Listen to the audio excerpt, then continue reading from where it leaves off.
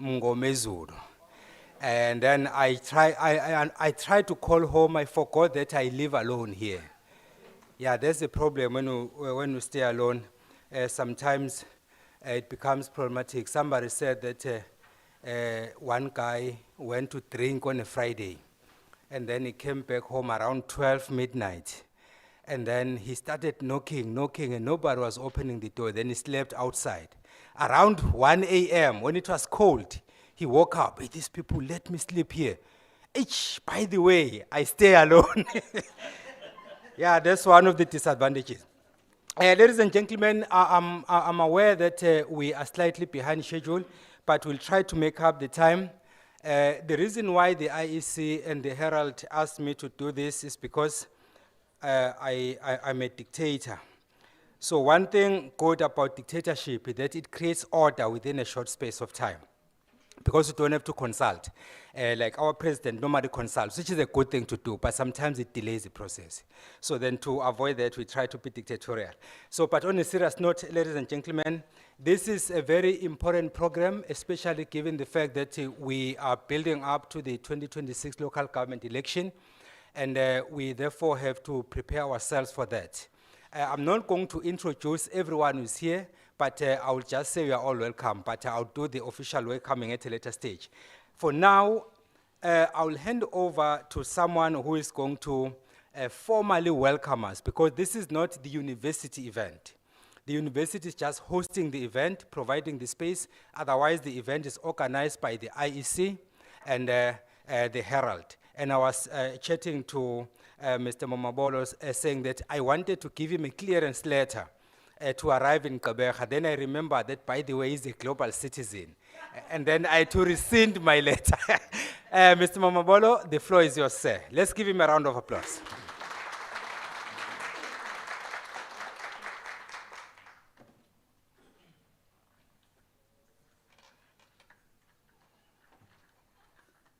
Thank you very much. I thought your borrowed name for today would have been Program Director. But be that as it may, let me greet everybody here today, especially our esteemed panel members who have taken their time to share with us some thoughts about the subject that brings us together here. First of all, Ms. Ntuli, thank you very much. Professor William Gumede, Prof, welcome. And Ms. Nomazi Mankosi from the Herald, thank you and welcome. To members of the Provincial Party Liaison Committee, some of you I can see there at the back, some on this side, all of you are welcome. Then we have our sister Constitutional 9 representatives, Commissioner van der Merwe, I'm not sure if she is here, not yet, but they intend to be part of the discussions. And the provincial manager from the Office of the Public Protector, they too are here. There's also the staff of the provincial legislature, the Eastern Cape Provincial Legislature. We all welcome you. The Herald is our partner in this series of thought leadership seminars. It's not the first time we're partnering with them, so they're a very trusted and reliable partner, and we really cherish the partnership we have with them. Thank you very much. To the university, the Nelson Mandela Metropolitan University, thank you for hosting this seminar again. It's not the first one we do on this side. So your continued support makes this thing possible without having to incur costs for, let me put it this way, without having to incur exorbitant costs to to conduct this series of seminars. Then we have colleagues in the IEC. We have the Deputy CEO for political funding. Mr. Mahlangu, oh, okay, his head is into the screen of his computer. So, members of the PLC, when your party is at the national level, not at the provincial level, are not paid their quarterly, whatever. Mr. Mahlangu is here. Don't say it's Mama Bolo again. It's not me. And then we have our PO who's hosting us, Ms. Kaya Makutumana. I'm sure is well known to all of you. Okay, thank you, Kaya. Then we have the PO from KwaZulu-Natal, Ms. Masinga. Okay, thank you. Then the PO from Mpumalanga, Kuku. Hi, Kuku. Langa. Thank you. Then we have the PO from the Free State, Ndati Jabulani Chabalala. Okay. Mayor Dr. Tumelo Ntletiba from the Northwest. And then our head of research, Dr. Tabora Po. Okay, and then, oh, Miss Mateta from Limpopo. Yes, there you go. And from the Western Cape, we nearly had a full house. On another day, it would have been a full house.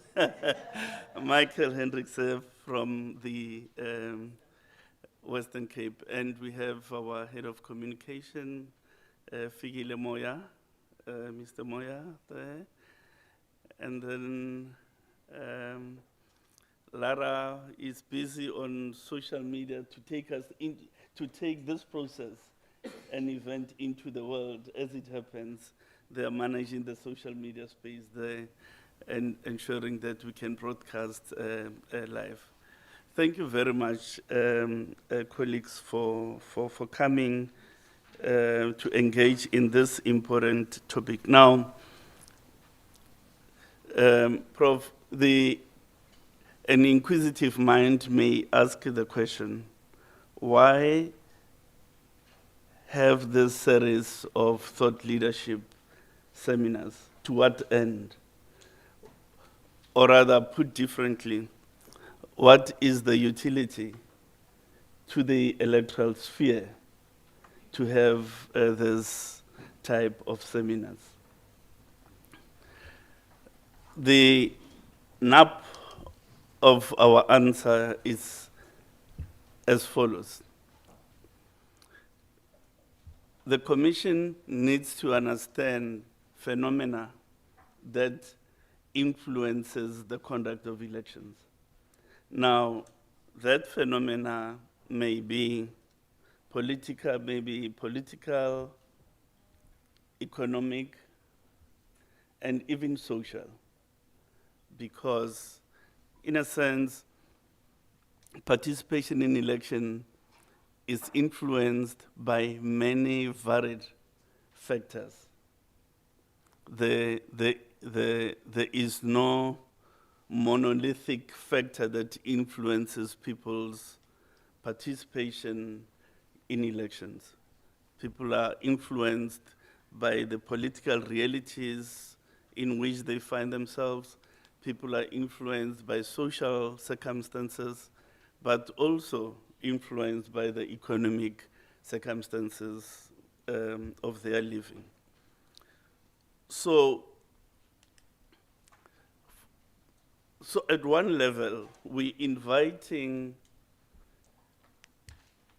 persons engaged in scholarship and some level of public activism.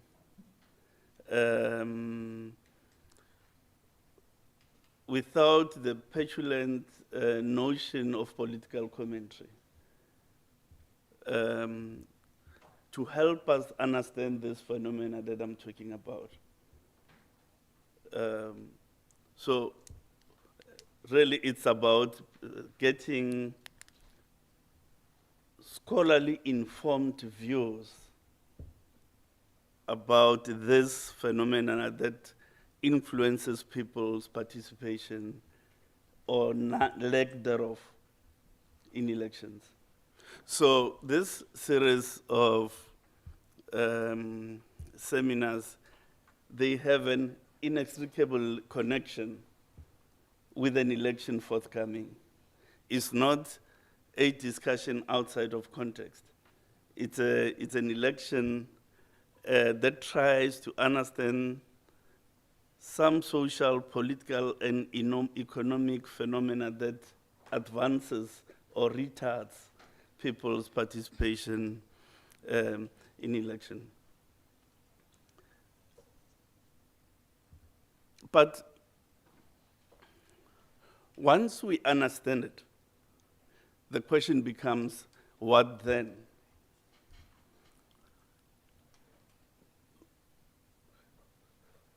We do so in order to either influence people's greater participation, one, because we want to have municipal councils that will be elected to have a measure of legitimacy. So we want increased participation. That's the first obvious result. We want to understand this phenomena. Secondly, to ensure that we can better configure our electoral service to the population, to enrich it, to make it better, to make it more efficient. So we do these things with those two objectives set out. On the one hand, to try to improve voter turnout, but if not, then to improve the quality of our public offering to the citizenry of the country. So it's not inviting scholars to explicate the topics that are at hand. It's intended ultimately to improve the quality of service that we're offering people on the one hand, and to improve voter turnout on the other hand. So both those things taken together, they are trying to enrich people's constitutional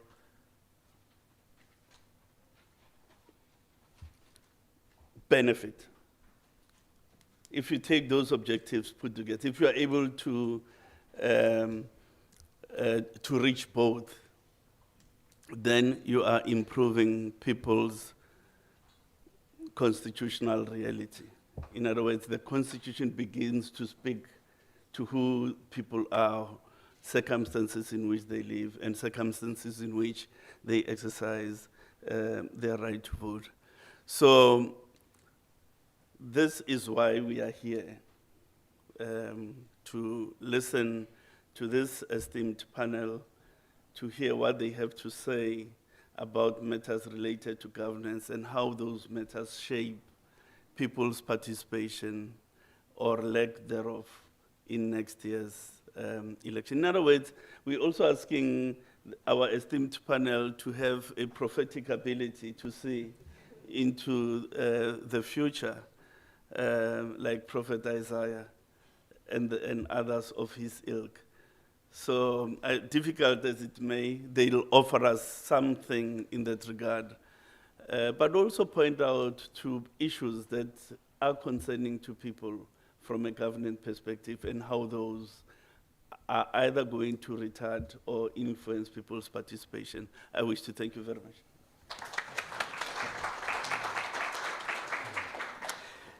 Thank you very much, Mr. Mamabolo. And colleagues, I think you have heard from Mr. Mamabolo that we are now changing my makeup name from Peggy to being program director. And Prof was telling me that I must avoid this abbreviation MC because he says that when he teaches, where he teaches, MC could be interpreted in different ways. Most people say it's Master of Ceremonies, but then others say it's mental case. So we're trying to refrain from using that one. Okay, thank you very much, Mr. Mambolo. And I think he has done a great job because then it means that my speakers will no longer be acknowledging who is here, who is not, because he has done the job very well. And I'm also not going to do it. According to the program, for some reason, program organizers decided that I must have few words to introduce the topic. And I'll do just that very quickly. And maybe before I do that, colleagues, please don't be surprised when you see a few students coming in. They are held somewhere, and then if time allows, then they'll come and join us. So if you see some commotion, just like Mkwanazi said, no, you are still safe. So you will still be safe. By way of introducing this topic, then, ladies and gentlemen, I'll try to cut to the chase because I'm mindful of the time. It is a great pleasure to see all of you here, both those who have come in person and those who have joined us online to discuss this very topical issue on the upcoming local government election in 2026. Then, of course, the theme for today is governance matters, shaping our future towards local government election 2026. Under this theme, we are going to engage in a thought leadership dialogue, which covers issues such as leadership, policy, public trust, and a couple of other issues as they pertain to the upcoming local government election in 2026. We can all agree that there is currently trust deficit amongst politicians and between politicians and the electorate, as evidenced, of course, in a number of issues which I'll outline right now. So in other words, the relationship between the electorate and the political leadership is at its lowest ebb. I don't have to emphasize that. We know that and we see it on a daily basis. This is evidence, among other things, through mudslinging, which we see on a daily basis, character assassination, and even political killings among politicians. And of course, changing political alliances, as we saw happening in KwaZulu-Natal. Umkhaya will contest to that, where the NFP has given its seat now to the MK party instead of giving it to the ANC. These alliances will continuously change until the 2029 general election. And of course, we also see intermittent service delivery protest, and then voter apathy, at the point that Mr. Mamabolo has just spoken to, and a couple of other issues which in fact should not be happening 31 years into democracy. Michel Foucault, one of the French historians, described the art of government as the introduction of economy into political practice. In other words, to bring economy into political practice. Indeed, there is a point of convergence between the two, in the sense that economic instability usually leads to political turmoil. And by extension, if there are political upheavals, those will negatively impact on the country's economy. So the two are intertwined. Foucault's notion of governmentality argues that people decide who should govern them and how they should be governed. In his book titled Discipline and Punish, published in 1977, Foucault juxtaposes two projects. One is the genealogy of the state, and the other one is the genealogy of the subject.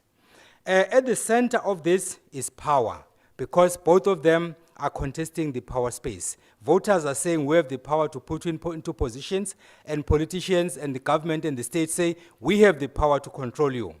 The state has the power given to them by the subjects, and unfortunately they exercise that power over the same people who gave it to them. And then, of course, that is an irony. Unfortunately, that is the reality we are faced with.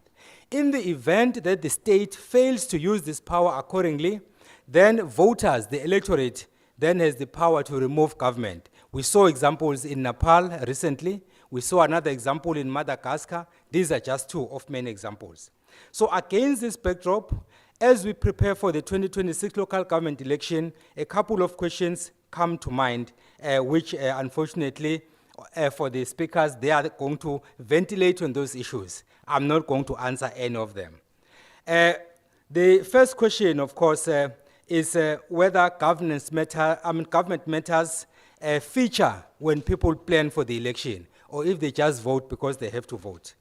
And then the other question is, what are our views about leadership or lack thereof in South Africa today? In other words, are we comfortable with leadership? Are we not comfortable? And then whatever the answer we give, what then? That is the question that Mr. Mamabolo asked just a few minutes ago.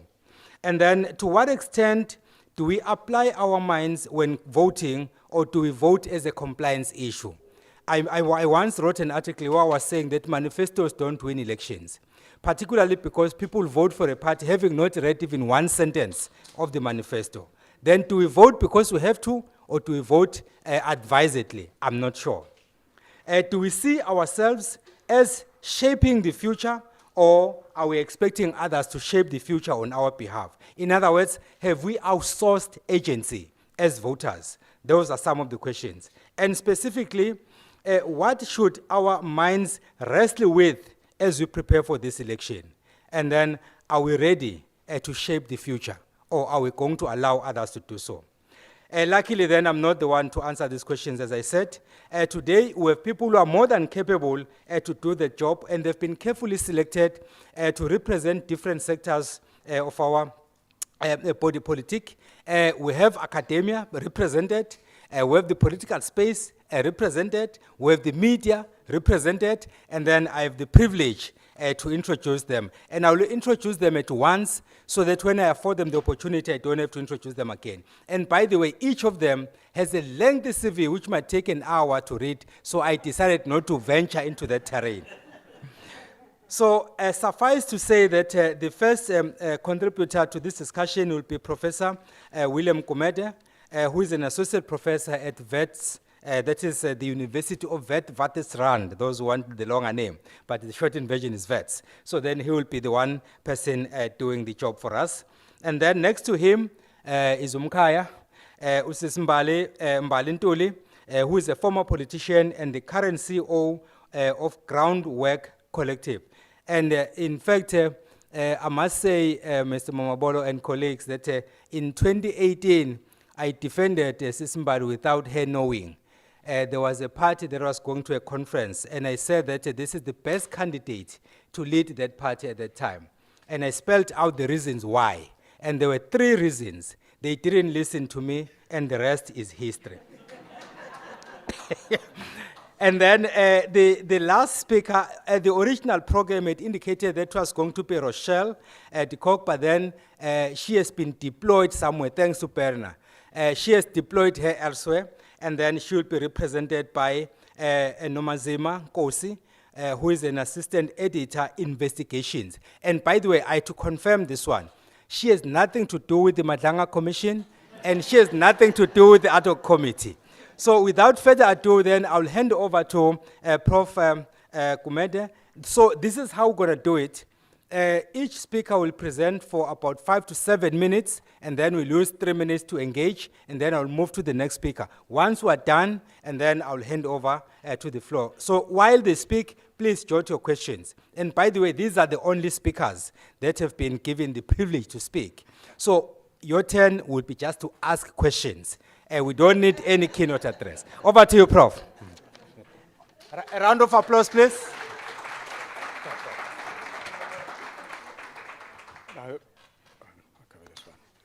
Thank you for inviting me, and thank you for coming. We've got 5 minutes. I think I'll just start off, talk about coalition, because coalitions, we are in an era of coalitions. It's very unlikely, I think, that we will ever get a dominant party, perhaps not in our lifetime, like the ANC before. So we're in a coalition era. Firstly, just to say that coalitions is not as frightening as it sounds, and I know a lot of people are frightened by the idea of coalitions. Actually, if comparatively, if you look around the world, the coalitions actually has brought economic miracles. whether it's Germany or whether it's in Brazil or whether it's in Mauritius. Or Switzerland, or even Japan, which is a different kind of coalition. So coalitions around the world actually has brought some of the world's great economic miracles since the end of the Second World War. And about a third of all countries since the end of the Second World War have been governed by coalitions. And there are some countries that have only had coalitions since the end of the Second World War. I mean, Germany, for example, only had one term since 1945 that it didn't have a coalition. Just think about it, yeah? So that great German economic miracle after the Second World War had just been in coalitions. And then also, I mean, the same in developing countries. If you think about it, Brazil, since the late 1950s, Brazil was run by dictatorships until about the 1990s. In the 1990s, Brazil's great economic miracle, what we now think about Brazil, I mean, that economy, that giant economy of Brazil has actually just been built under coalitions. And when I say coalitions, I'm talking about really big coalitions. I mean, Brazil coalitions is 10, 11 party coalitions. And the coalitions are not the same ideology. So a lot of people ask me, say, well, you know, how could we have coalitions in South Africa? We are so different. Your political parties are so ideological different. Actually, just take the case of Brazil. I mean, all of their coalitions, 10, 11 party coalitions, you have to think about it in that way, from totally different ideological spectrums. I mean, right now, the coalition of Lula da Silva's coalition is a 10-plus coalition. And I have parties from the Workers' Party on the center-left to parties on a really very right, church-based parties. When I say not progressive church-based parties, but sort of parties on a Catholic right. In those kind of coalitions. And imagine even with those type of coalitions they have delivered the goods and have produced Brazil's economic miracle. So it's for coalitions to work, parties don't need to be of the same ideology or the same color or and so on. Even in the African context, if you think about it, I mean, the first African country became independent in 1847. That was Liberia. There's about 54 African countries, and obviously it's been absolutely under 200 years, total disaster, almost total disaster from an African country point of view. We've, out of the 54 countries, that is, according to UN countries in Africa, only 5 or 6 possibly has done well. I mean, obviously it's one of the most frightening records of any continent the last 200 years from a governance point of view. But the countries that have done well is actually the countries under coalition. So if I would ask you a question, for the last 200 years, which type of governance system in Africa has been the most successful? Has it been liberation movements? Has it been dictatorship, military dictatorships? Has it been one-party rule or personal rule? It's actually been coalitions. So the most successful system of governance for the last 200 years in Africa has been coalitions. Mauritius, a coalition. Or the early years, the first 10 years in Botswana was actually a GNU, acquired GNU immediately after their independence. Even when you had sort of semi-coalitions in Cape Verde, and it's been success. And even closer to our times, in the countries after conflict, they put together coalitions, where there could be GNU or any other kind of coalitions. Those periods of coalitions has always been the most successful periods in the country's history. You have to think about it, where there's a Zimbabwe when they had their GNU, where there's the Gambia. I mean, you know, the Gambia came out of a very long dictatorship, and so on. I mean, and that really is the history of coalition. Even coming back home, we've seen some very, very good coalitions actually at local level. So it's not that all coalitions have failed at local level. I was asked a couple of years ago when the Joburg coalition, when he was under the DA. Oh, no, it was under the DA. Yes, yeah, it was Herman Masaba was the mayor, to spend some time with them at that time, and we did looked at coalition government at a local level, and actually quite a few, many coalitions actually worked and did well. Now, what makes coalition work? So maybe that's because now we're coming into a local government election.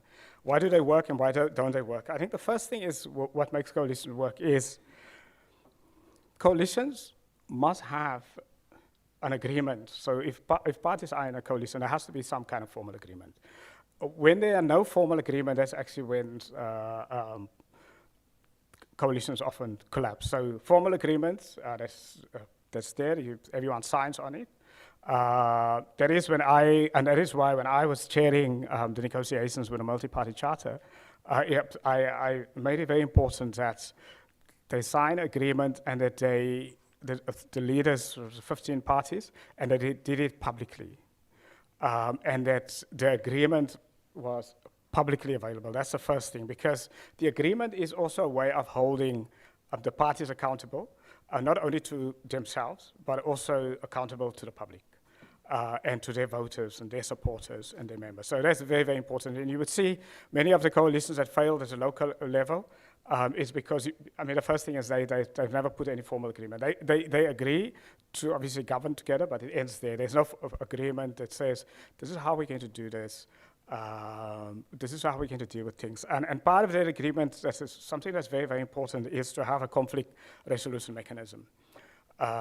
Even if you think about it in our private life, in our intimate life, or our business life, and any kind of partnership, you have to have upfront a conflict resolution mechanisms. Even if you're going to marry someone, you have to decide before there's going to be conflicts. It's natural. How are you going to deal with it? So if you're not going to do that, and then the conflicts come, they're going to be in trouble. So the same with coalitions. So there has to be a conflict mechanism ahead of time. It could either be if you can't agree on something, what are you going to do? You're going to get an external person in to come in? You're going to be an ombudsperson to come in, or what? Again, even with the GNU, I advise some of the parties, and when they put together that on the GNU, is that it was critical that I have some kind of conflict resolution mechanism. And it's not just having it for the sake of having it. There are two ways to deal with it. One could be an external ombudsperson, for example, that's not part of the parties. The other way to do it could be where the party that's the smallest party actually chairs the conflict resolution mechanism. If you think about a GNU, it's a big mistake in a GNU with a conflict resolution mechanism that the GNU has, and which I had actually counseled them not to have that kind of system, is where the deputy president is chairing it. Now, in a conflict resolution mechanism, in a coalition, you can't have the biggest party chair. You can't have the mayor or the president chair, number one, and you cannot have somebody chairing it from the biggest party. That's just a no-no. So what you need to do is have it from either independently or bringing in somebody from the smallest party. And so on. It's very, very crucial. The second thing is that a coalition must be seen almost as a super party. So one has to imagine a coalition is almost like a party on its own, by itself. So it's a super party, meaning that the leaders must meet regular, say every 2 weeks, every 3 weeks or so, to discuss issues outside the formal governance. So it must be viewed as a party. What I did, again, with a multi-party, when I chaired those negotiations as the independent chairperson, I had structured it that the leaders would meet every second week. It's a set meeting. So, all the party leaders, and we discuss with a set agenda and the issues. And then in between, another meeting of your general secretaries of the parties. And that sort of other meeting is to deal with issues that could become problems, and so on. So at the end of the day, if you then govern as a coalition together and you have those type of mechanisms, what it means is over time you actually build a cohesion and you build trust and you build ways of working together and you get to understand each other. I mean, another big reason why our coalitions do not work, just think about it. In other countries, you would read the news of maybe there's one actually just happened now. Japan, they've just elected their first woman prime minister. So they had the election in July. So between July and now, they've been unable to put a government together. So they've been without a government for 3 months. But think about it, Japan has continued as if normal. And then even other places like in Germany and Belgium, where they can't put together national coalitions, but the government continues. The peace, the stability, things continues. And so why does it happen? It is the public service. So a public service is an important factor at a local level. When coalitions fail, if you don't have a professional public service, the whole government fails. And that is why it is so important to have a professional public service. So what does it mean by professional public service? I mean, I was part of President Ramaphosa's inquiry, the task team called the professionalization of the public service. And we made some recommendations on how can we make the public service professional. So one key thing that is missing in our public service right now, obviously the first thing is in terms of the public service must not be accountable to the governing party, but it must be accountable to the constitution. And if you see the countries where that's been run successfully under coalitions, and even if the parties struggle to put a national government together over a period, but the government continues because the public servants are not accountable to the politicians. And the public servants are not appointed by the politicians. So the public servants are accountable to their set of constitutional values, the obligation to the constitution, and not to the governing parties. And that's a very, very key thing that what we need to do. We absolutely need to professionalize the public service at all levels, also at the municipal level. Thank you very much, Prof. Gumede. According to the program, I'm supposed to grill you. I'm kidding. I'm supposed to engage you, but I'm mindful of the time, so I'll just ask one two-pronged question, and then you can help us understand it. You have spoken a lot about coalition, so the question then becomes, are we as South Africa ready for coalition government? And then if so, what type of a coalition would you recommend? Please test that one. Okay. Can you hear me? Yeah. I mean, unfortunately, in politics, sadly, politics get to you whether you're ready or not. I mean, it is just, it's like everything in life. Things happen if you're not ready. I think because it's a fait accompli that we will have coalitions. Now then, what we need to do is, can we put rules for coalitions? I was part, again, I co-chaired in 2024, co-chaired on behalf of government the proposals that is now going through Parliament on whether we should put together a coalition law. It was under the auspices of Salga, and I was the co-chair of it. And I mean, I wish it had gone through Parliament when the ANC was the majority, because we did recommend it. We had 3 months ahead of the 2024 elections, which we gave the recommendations, but unfortunately, the then majority government didn't take it to Parliament. So one of the things that we could do, for example, we could say, look, if you're in a coalition, if you sign an agreement in a coalition and it's a binding agreement, that agreement has a legal status. If a party leaves there for superficial reasons, the coalition goes on. I mean, that's, for example, one way to guarantee that coalition stays stable. The second one is to say, look, instead of having every party in a coalition, the parties must have a certain, let's call it a certain amount of votes. maybe a 1% or let's say 5%. In some countries, for example, like in Turkey and those sort of countries, they have a limit. For a party to be part of a coalition, the party must have a certain amount of votes in order to prevent too many small parties in a coalition. So those are type of things that one can think through. The second one is to empower the public service. Let's say at a local level. At a local level, often what happens, say a coalition, say the players struggle to put a coalition together, and now we have to have consistency of governance. So we don't want the government to collapse. To empower, for example, the city manager or so on, to have the power to run the government, to put the budget and everything together so that the local government does not collapse while it is put together. Thank you very much. A round of applause, please.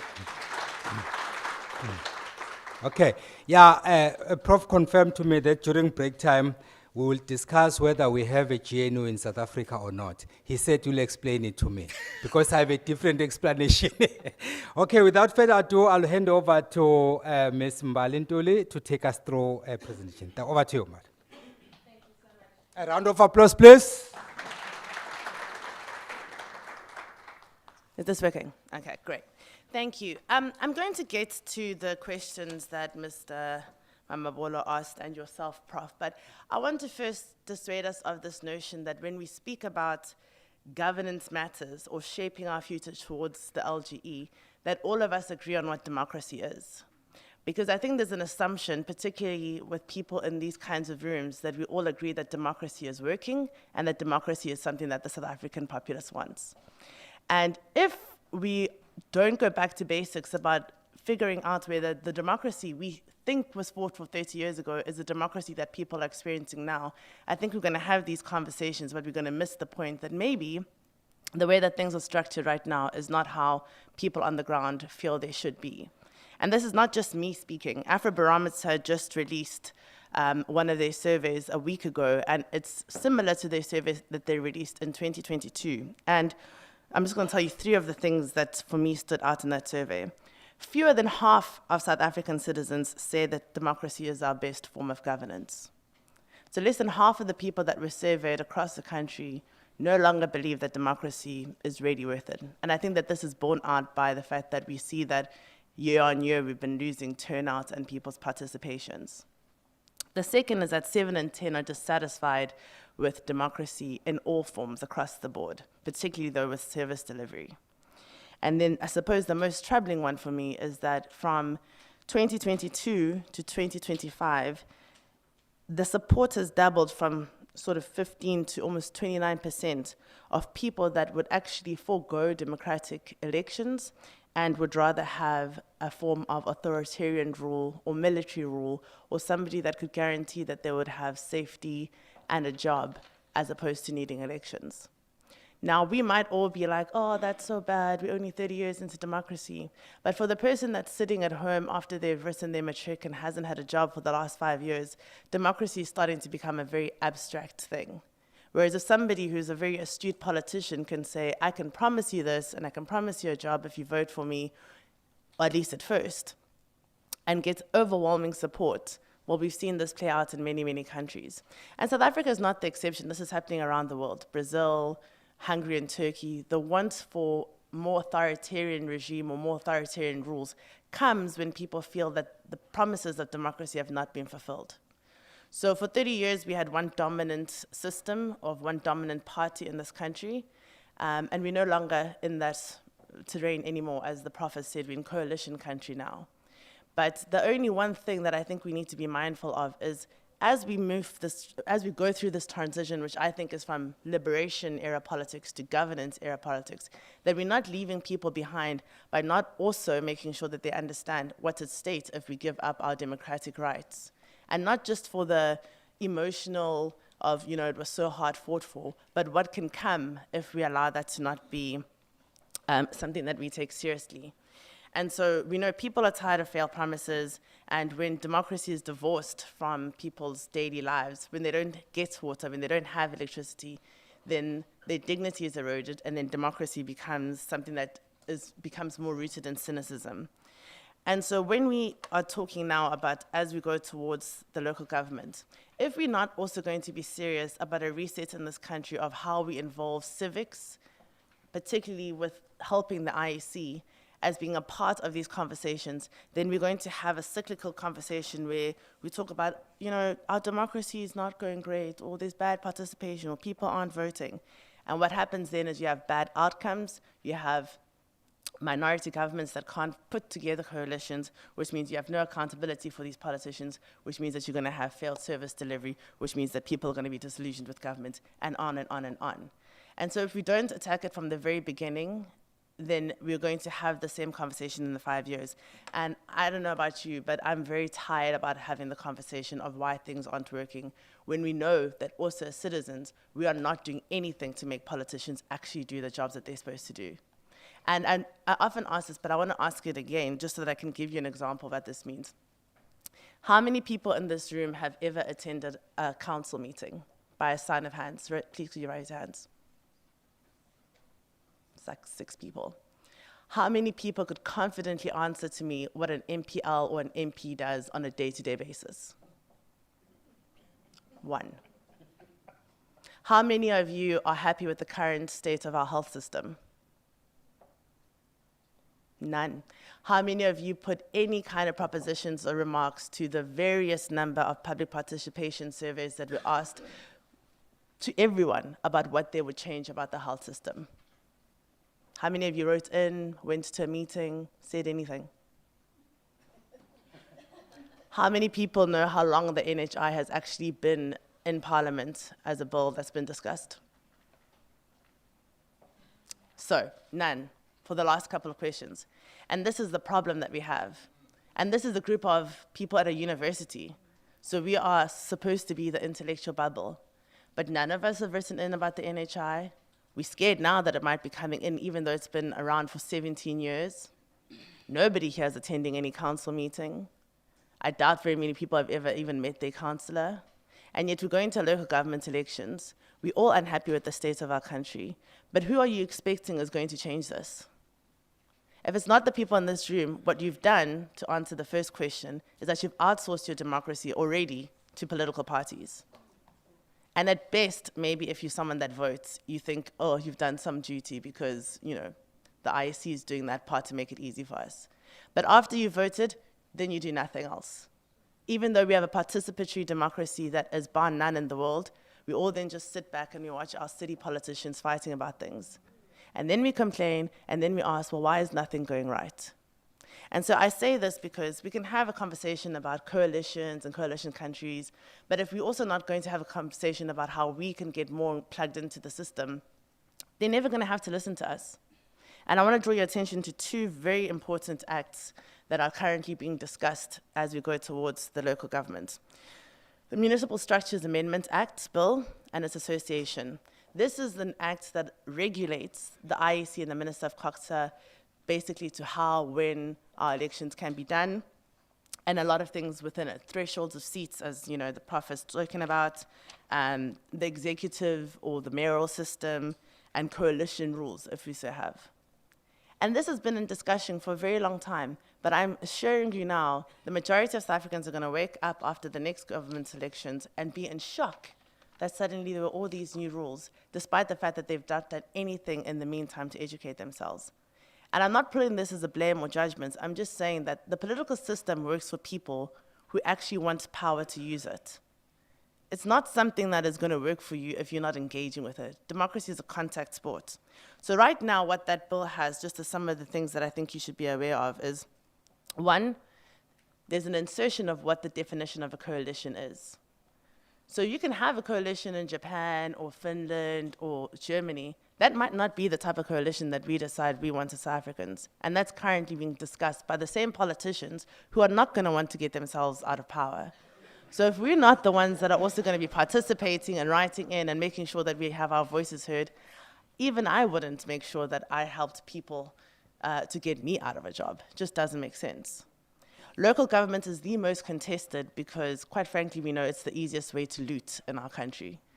So we need to be aware that this particular amendment bill and structures bill is going to help the people that don't really care about whether they're going to have service delivery. What they would like is a 52 million rand car and 4 Lamborghinis. Another thing that's in that a particular amendment bill is that there's a change to whether you have an executive or a mayoral system. Now, the majority of the country has only ever known mayoral systems. I'm from KZN, so we have an executive system. And one of the changes that they're saying is that if you can't get a majority in any of the municipalities, and that looks like it could happen in some of them, this should allow for there to be an executive system. Now, the executive system allows you to have people in the executive proportionally to how well your party did. Now, if we're already having 72% of our parties that are in parliament right now as part of the GNU, which means we effectively have no opposition, can you imagine when you have to get the MK, the EFF, the ANC, the IFP, the NFP to all be on one executive? Do you really think that that's going to be a municipality that's going to do anything? And I am being political now because I'm not scared to say that I don't think that those people are mature enough to work together. Put the DA in there too. And then the other thing that's can happen there is it provides for the election or the removal of a municipal manager by a show of hands in that council. You've seen that we can barely even do secret ballots. And now we're going to do that as a show of hands. And the popularity contest that comes to now making that, which should be an official above politics, somebody that's going to be decided in that way. And look, we must have these debates. I'm not saying any or one of these things mustn't be debated. I'm just saying this is what's on the table right now. And then the last one that I think is important is the thresholds. So one of the things that this Amendment Act wants to introduce is that there should be a threshold to the political parties that can have seats. Who does that actually then benefit? It's going to be the biggest parties because they know that they can mobilize and get differential turnout and get their voters out the most. When we initially wrote our constitution, we wanted the proportional representation system because we didn't want to have minority people of any kind being left out. And one of the parties that supports this bill, which is the Democratic Alliance, argued very successfully in 1994 that we shouldn't have thresholds because you want everyone's voices to be heard. They got 1.7% of the votes in 94. Come to 2025, the DA and the ANC have decided that maybe we should have thresholds. The smaller parties are irritating, so let's not let them in too easily. I'd be curious, and I think that this is what we should be asking, why was it not good in 94, but suddenly okay now in 2025? And I'm sure there's differences, people will say.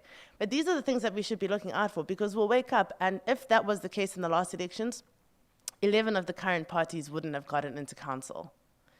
And yes, we can bemoan that they've all been immature, and sometimes you have a party with a 1% that becomes the mayor, and maybe that isn't fair. But would you not prefer that we were a country that was able to have some of these conversations, politically grappling with them, rather than over-legislating? Because then you get to issues like we had earlier this year, which was the budget. So let's say you have this coalition agreement, we have the definition, you're locked in, you can't get out, and if you do get out, there's going to be legal consequences for your party. But then the majority of your coalition parties, let's say, says, we want the death penalty back. And now you can't get out of that that coalition, even though it goes against the values of your political party. Does it feel like that's the right sort of thing we should be taking? Or even if it wasn't the death penalty, if they say, we want to increase the rates by 50% in 1 year, but you can't get out of it because you've been locked into, where do we allow for the space to have the opposition? Or is that only going to happen with the non-existent threshold parties that are not even going to be in that municipality? So we can be intellectual about this, but the problem is we have bad leaders, they're immature, many of them haven't even read their own rules, they can't answer the same questions I was asking you. And yet we are about to give them even more power to decide on a daily basis what they're allowed to do at our local municipal levels. And that has a far greater effect on us and a far quicker effect on us than some of the bills that take years to pass. And I think that if we are going to not do this, then I suppose this question that you asked us is, do we vote just because we vote? Then yes, we're just voting on vibes, because none of us is actually making sure that we understand what we're doing. And I suppose the quickest, and I'll finish up here, way to make sure that we're not just outsourcing our vote is that we need to start having these conversations and then acting on them. After we leave here, it would be great if the students in this particular university decided that actually maybe for the next elections, they themselves will put up their own councillor. Why don't you go toe-to-toe with the political parties? There's actually more of you in one ward than there are any political party voters. You could actually make sure that you ran the ward that your university was in. And similarly for the rest of us, we should be involved in our UIPs and the CPFs. We should be going to ward committees. We should be holding people accountable at the very nexus point of where we need them. I don't expect that everyone's going to speak to, the Minister of Public Works to get policy changed. But if you're not prepared to do it in your own road, then the governance matters in shaping our futures towards LGE will once again just be decided by politicians and not us. And then, quite frankly, 30 years into democracy, I'm not sure that we can blame politicians alone, because it's also a reflection on who we are. Thank you very much. A round of applause, please. Yeah, no, things are heating up. Yeah, it's always nice when we talk about politicians because they take the defensive stance. If you ask them, do you really understand what the rule book is and what does it say? If you rise on a point of order, do you know which section you are quoting? And is it okay to rise on a point of order even before the agenda is tabled? Those are the kinds of questions. But it's not me saying it. Okay. Sisimbali, I like the question you started off with, asking, do we understand or do we agree on what democracy is? That's a very pertinent question. And then the other question is about the role of civic society, how they should be brought in into the discussion. Now, given that background, I will ask a two-pronged question again. I've already set the stage with the Prof. Who should define democracy for us? And then secondly, if we talk about mobilizing the citizenry, whose responsibility is it to do that?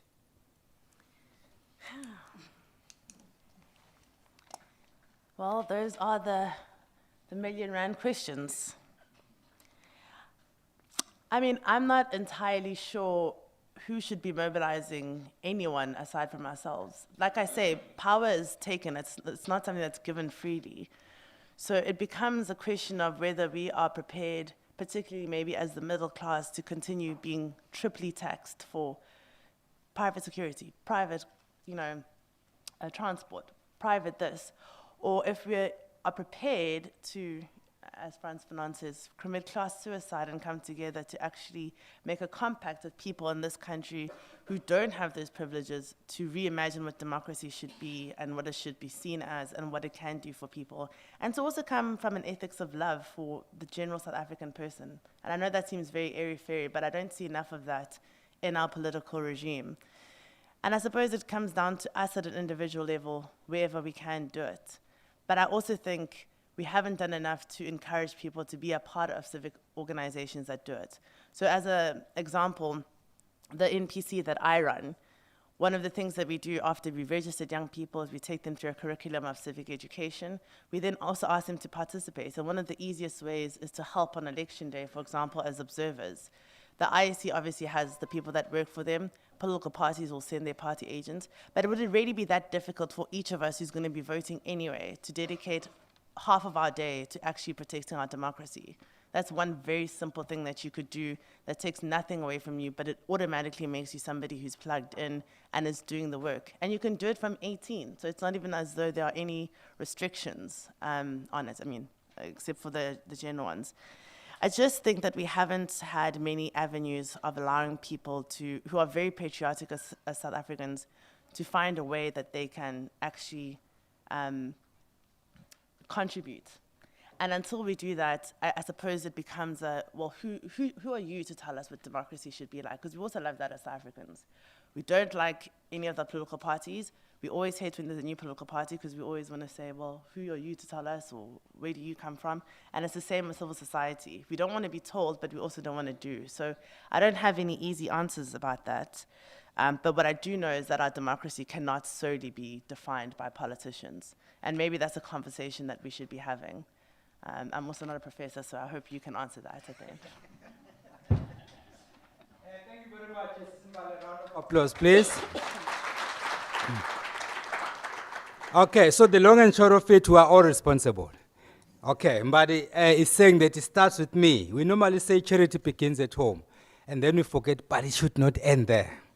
Okay, without further ado, I'll now hand over to Sis Nomazima Nkosi to give us her take on this. Over to Sis. Good morning to everyone. So as the media and as a journalist, many of us learnt about coalition politics on the job.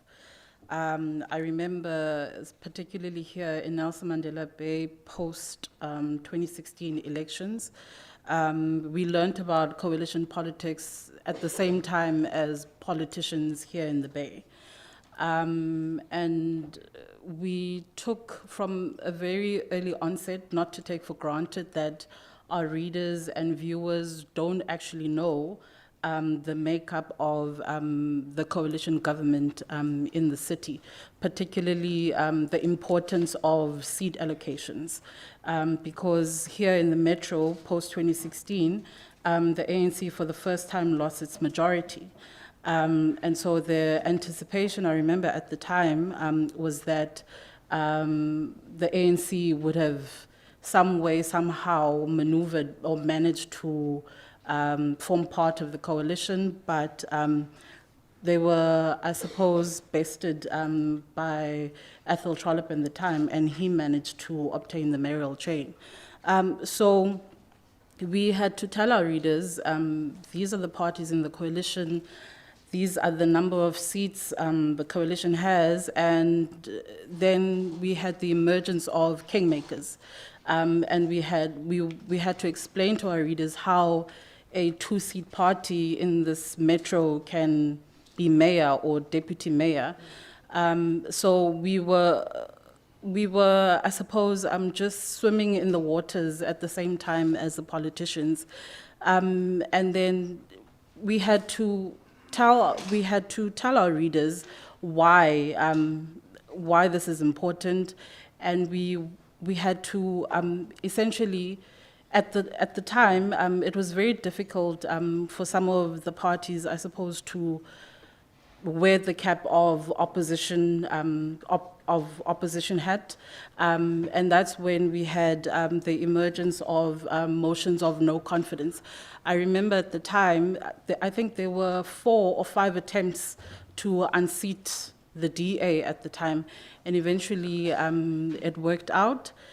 But with those attempts at removal of this particular person, there were delays in terms of the administrative work.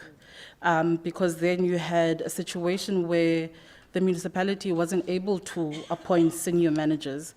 You had a situation where, at the time, because the focus was so much more on politics, the administrative work wasn't happening, and you had a situation where the metro is still in a coalition right now, and the city had, I think, about 11 or 10 consecutive qualified audit outcomes with findings. What does that mean for the resident?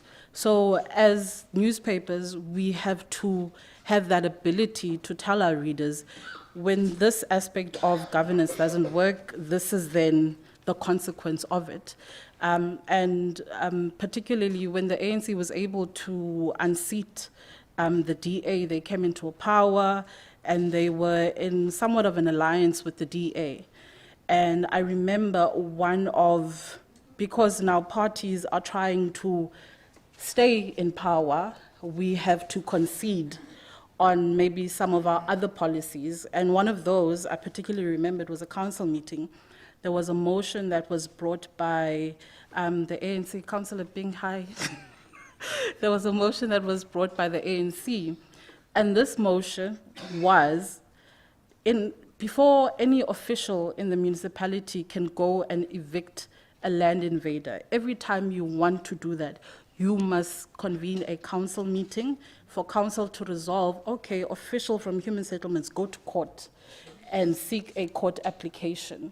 And I remember at the time, Ngababanga's words were, you are turning our townships into slums. And there was the whole, I suppose, political backlash. You're speaking to the gallery or pandering to the gallery, but the reality of that is that was 2018. Fast forward to 2025. There has been such an influx of informal settlements in the metro that on two critical roads, the R75 and the M19, because those structures were allowed to be erected, people built shacks. What comes after that? You need water, you need electricity. The municipality doesn't have the budget for that. So what happens? People block roads. Now, those are very critical roads to this metro because those are industrial roads. Those are where the trucks going to VW, the Kucha, SEZ, when that happens, they're unable to move and the economy of the city stops. And that is a direct consequence of that council decision that was taken in 2016, not 2016, 2018. So as the media, that is our role. We must then inform our readers, and we must bring it back to politicians that no, this didn't happen by chance. It was because you were pandering to your political partner, and as a result, now things are standing still. And I remember, not too long ago, the mayor then told those particular people that, the residents, that when you're unhappy with the municipality, don't block roads. Come to us, the people who have signing power. Because now, when VW is complaining to the city, then that's when they feel the heat. That, oh, okay, because VW is one of I think the second largest employer in the city. So that is then our role as the media. We must be able to reflect the consequence of a policy decision at a council level to the resident who now doesn't have water, who doesn't have electricity, who uses a candle to light, and then there's a shack fire, there's this, there's that. And then also, one of our continuous struggles is that we're a newspaper, but we've got a motto of digital first, print premium. But then we've got a rural audience that needs to know what is happening in a council, in any council in this province. And unfortunately, most of the time, the people in the rural side of the province get their news through radio. And just because of how long these meetings are, because sometimes council meetings run until 1 a.m. in the morning. No one's staying until 1 a.m. in the morning. So those residents miss out on critical information that is coming out of those meetings. So, and also just resources in general. So ours is to also try and be more on the ground, because not everyone is on Twitter, not everyone is on Facebook. They need simpler language. So those are some of the aspects that we can also improve on. And then just in terms of, also people don't attend IDP meetings. I've seen this, I attend, because I have to cover them, I attend them. People don't attend IDP meetings, and people don't know that I can attend. I've got an issue with an open field, there's illegal dumping, the municipality is not cutting that bush. I can actually, you go to council and then you realize that there's no bush clearing contract because the MMCs, for some reason, they can't agree on how this contract should go out into the municipality. I mean, we've had a situation here in the metro where we were in a drought, but the city turned away grant funding because for some or other reason you can't agree on the scope of the work, or maybe who should get the contract, things like that. And this was a city in a drought, and you were turning away grant funding or drought funding. And then aside from that, the appointment of senior managers. There's not meant to be political interference, but there is political interference. This is an economic hub of the province, but we've had about 8 I think, 8 acting senior managers since 2021. We've had about 4 or 5 mayors since 2021, and that doesn't invite confidence for any investor coming into the city. And so as a media, aside from, I suppose, sitting in council and just writing what politicians say, we must be able to tell our readers exactly what is happening in council, even if politicians don't like it, but we just need to be able to reflect honestly what is happening in the city. And I think, it's been quite something to see, because following the 2016 elections, there are about mid-20 hung councils in the country, and now it's over 60 hung councils in the entire country. So we must be able to, I think also it just shows a pattern with voters themselves, just that there is a difference in the level of voting at a local government versus a national government. There's different thinking, but like Mbali says, we just need more participation when it comes from voters in terms of participating actively in South Africa's democracy. One of just generally people not attending meetings critical to them. I remember there was this huge backlash when Port Elizabeth was named, the name change from Port Elizabeth to Gqeberha, and it came as a shock to people. When did this happen? And we were like, there've been about 4 meetings. There've been about 4 meetings prior to the finalization of the name change, and in between those meetings, there was an opportunity for people to submit objections to the names, but they just didn't come. And you are just sitting and, I suppose, outsourcing your responsibility to politicians. And when the change comes, you're caught off guard. But it's just a simple case of paying attention to what's happening, and then just participating, head out to every meeting, raise your hand, ask for a high mast light to be installed in your ward, bush clearing to be done, just simple things. I think generally people at a local government level, they want working street lights, they want security, they want roads without potholes, they want their rubbish collected every week. It's just basics. Thank you. Round of applause, please. Thank you very much, Sis Noma. You know, as you were speaking, I was reminded of my early days at school. I won't say what time it was. I was told that in the context of what Sis Mbalo was also saying, that democracy is majority rule, until I saw what is happening in the UN Security Council. You know that the entire globe is run by 5 countries. The entire globe. Africa, with all the big numbers, were not there. And then on top of that, each of the 5 countries has a veto power. And then if 4 countries agree on a motion or a resolution, 1 country disagrees, no resolution will happen. And these are the same people, by the way, who are teaching us about democracy. So it means we have a long way to go. But that aside, Sis Noma, there is a point you made, which made me thinking. You have a party with 2 seats, and then it gets a mayoral position or a deputy mayoral position. Now, if that happens, in your view, is that democratic? There's the first question. It's a sabotage here. Yeah, then the second one, what should politicians do to capacitate themselves so that they can serve their people better? I'm asking this question against the background that you are talking about politicians who are sitting there deciding on an issue or failing to decide on an issue without thinking about the consequences. So in that context then, what should politicians do to capacitate themselves?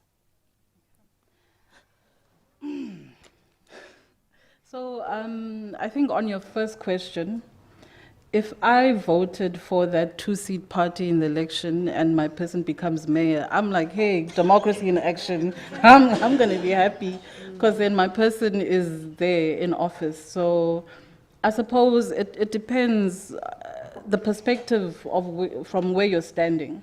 That would be my answer to that. And then, what should politicians do to capacitate themselves? There's this whole thing. I don't want to say. Well, I'm going to say it. I think education was. The EFF made education fashionable again, I think, amongst our youth. We didn't just see politicians, I don't know, in parliament, but we saw, there was a whole lot of excitement when people saw Julius Malema, Floyd, and others just being given, being kept for whatever qualifications that they had. And so we saw the ANC also saying that in order to be an MMC, you must at least have matric. But then when you ask, it's like, the OR Tambo School of Politics is the equivalent of a matric, something like that. So I would always say, read, listen to your constituents. But at the end of the day, we do know that politicians will always toe the party line. Regardless of how they feel individually. I'm going to bring it back, because we are a regional paper, I'm going to bring it back to the 3 former DA councillors now that are before the Commercial Crimes Court. I remember Victor Manyate, when it came to the vote of voting out Ethel Trollip, he famously said, it's my choice, I'm voting with my conscience. So he thought, for whatever reasons, he was doing what he needed to do. But at the end of the day, politicians, especially politicians representing parties in their councils or legislators, will always toe the party line. So unless what you as the voter is in line with what the party, I suppose what the party line is, then there's no bridging that gap. Thank you very much for that. Ladies and gentlemen, let's give our speakers a round of applause. You know, we started a bit late, but because I have esteemed speakers here, we had a brief conversation. I didn't use my dictatorial powers. I just persuaded my speakers, and they came to the party, and they were straight to the point. And they've done a sterling job of saving us time. Because at the end of the day, this program is yours. You have to be given an opportunity to air your concerns, raise your questions, make your comments, but then please, no speeches. There is one person who got into the Guinness Book of Record for presenting the longest speech in Parliament. Do you remember who that was? Tell us. Yeah, he made the longest speech. Then, of course, some people disputed, but yes, indeed, he made one of the longest speeches. He was invited in an event. He was given 2 hours. He said, no, 2 hours is too little.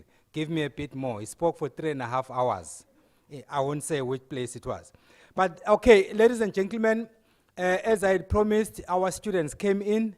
I like these students because they do listen. If we invite them, they say, okay, we'll be there. Just give us the time. And then even if you tell them at the 11th hour, they don't complain. They say comply and complain later. So I'm hoping that they are not going to complain later, but they've complied. That's the most important thing. Thank you very much for coming.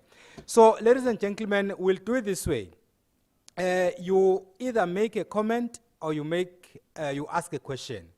But then please, even if you are lengthy, don't go beyond 2 minutes so that I can take as many hands as possible. In the first round of questions or comments, I will take 3. And then if you have a pointed question to a specific speaker, please indicate. And then if I'm making a general statement or comment or question, it's also fine. But then when I point you, you then tell us who you are, and then you ask a question. Don't give us a CV. We'll ask for it during tea time. All right, we start now. I'm left-handed, so I'll try not to start from my left. So I'll start from my right. At least I'm accused of being biased. So I'll start from my right. One hand is noted. I need 3 hands next to her, and then, so I have 3 hands here. So it's 1, 2, 3. You tell us who you are, and then you ask a question or make a comment. And then Sis Berna is helping me with the online questions as well. Okay, over to you. Thank you very much. My name is R de Kock. I come from the Eastern Cape Legislature. I'm not a politician.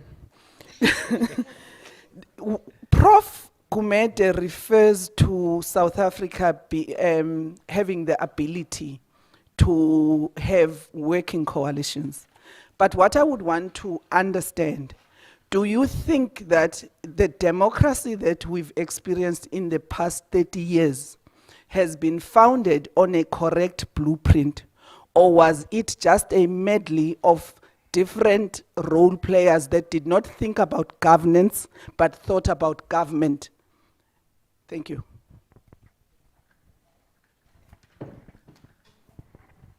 Next, please. Yeah, that was a tough question. Thanks, I'm audible? Oh. Yes, can you hear you? No, thanks, Director. I think basically my name is Ntuli Simani, a civil organization by the name of Sanko.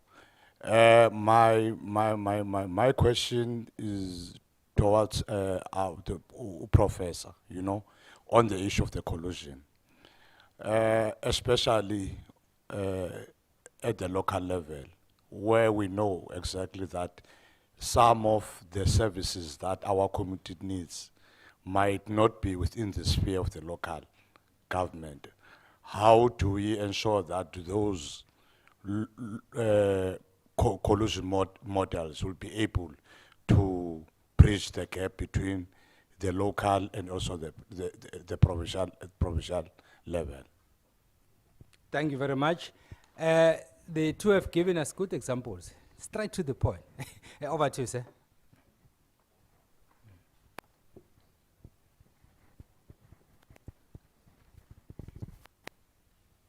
Thank you. My name is Thabo Rapo from the IEC. Questions for both Prof. Gumede and Ntuli.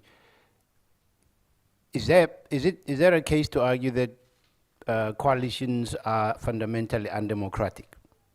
I think this is just a straightforward question based on what Ntuli was saying. I think this would resonate with what we're saying based on my understanding and what Prof was saying, that coalitions are successful forms of government. So hopefully you can answer this. Is there something fundamentally undemocratic about, especially post-election coalitions? Thanks. Thank you very much. This is superb. Over to you, colleagues. You decide who starts. Let me just start with the last one. I don't think coalitions are fundamentally undemocratic. I think it's actually the voters are saying that they don't want one dominant party. And that we have to respect, and then we have to put a coalition together. So I think coalitions are fundamentally part of democracy. In fact, it's a very, very important part of democracy. It's just us, as Mbali was saying, that our politicians are not mature enough.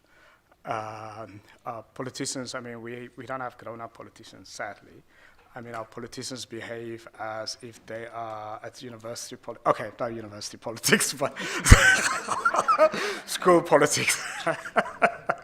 And so on. I mean, it's also, I think Mbali, and also you gave a nice quote, is the ethics of love for citizens and for people which are actually absent. And so on. So unfortunately, we have to, people like me, I mean, I'm not in politics, but I get asked by the politicians, obviously, to think through things.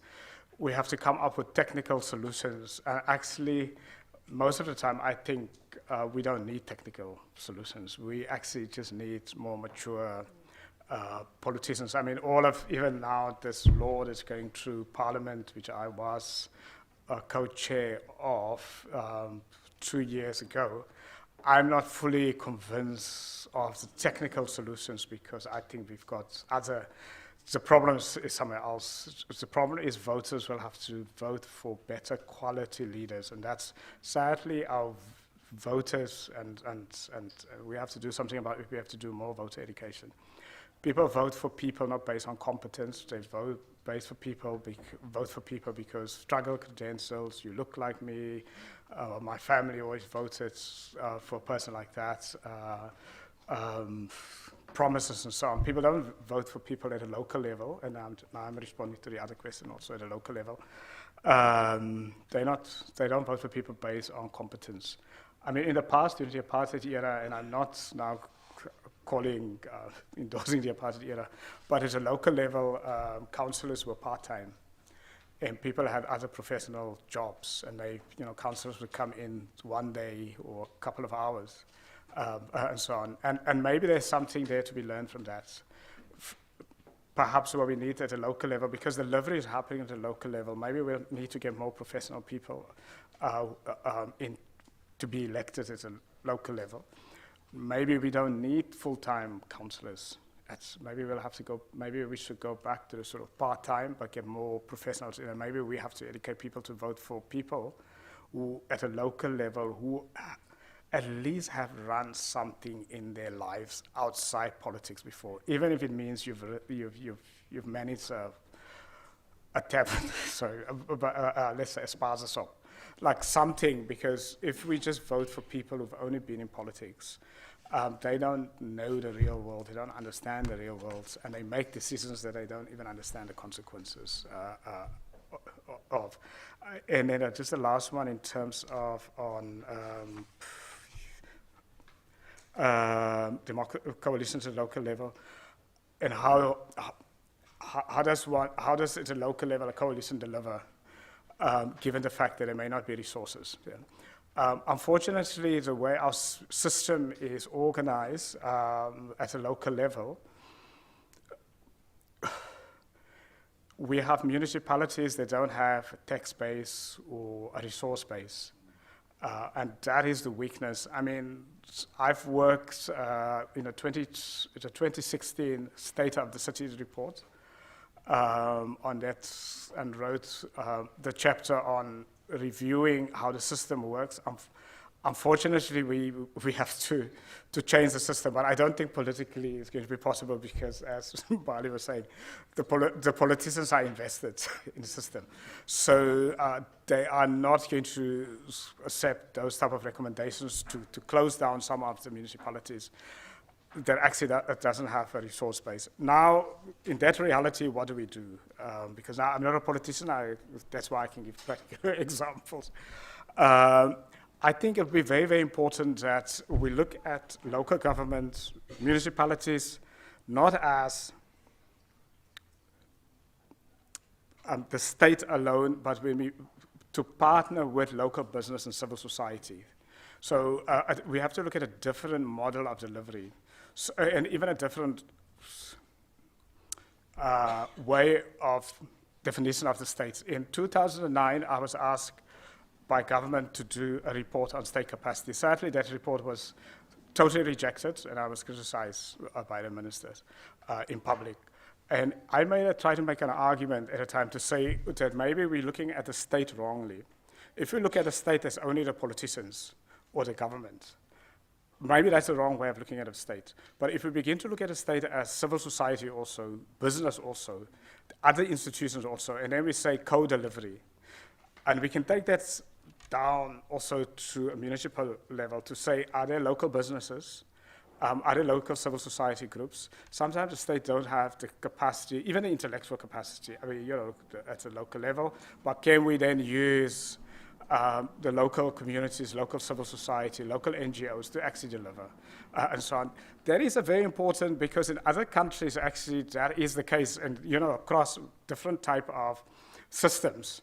For example, if you are in Germany at a local level, the participation, the co-governance is to such an extent that local business actually would deliver things, to the point even of local businesses which finance your local football teams and schools and things like that.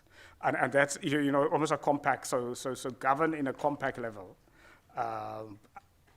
So the problem with, unfortunately, is that politicians don't want to cede power. They don't realize if you are successful in a compact governance model, you actually will get more power because people will continue to vote for you because you will look good and so on. So we have to look at a model. Even at a GNU, I mean, I put a proposal to the GNU to come up what I call a GNU plus. So we know, I mean, I was part of the professionalization of the state inquiry, and I can just tell you they're part of the state that has collapsed. We're not going to turn it around in the next 5 years.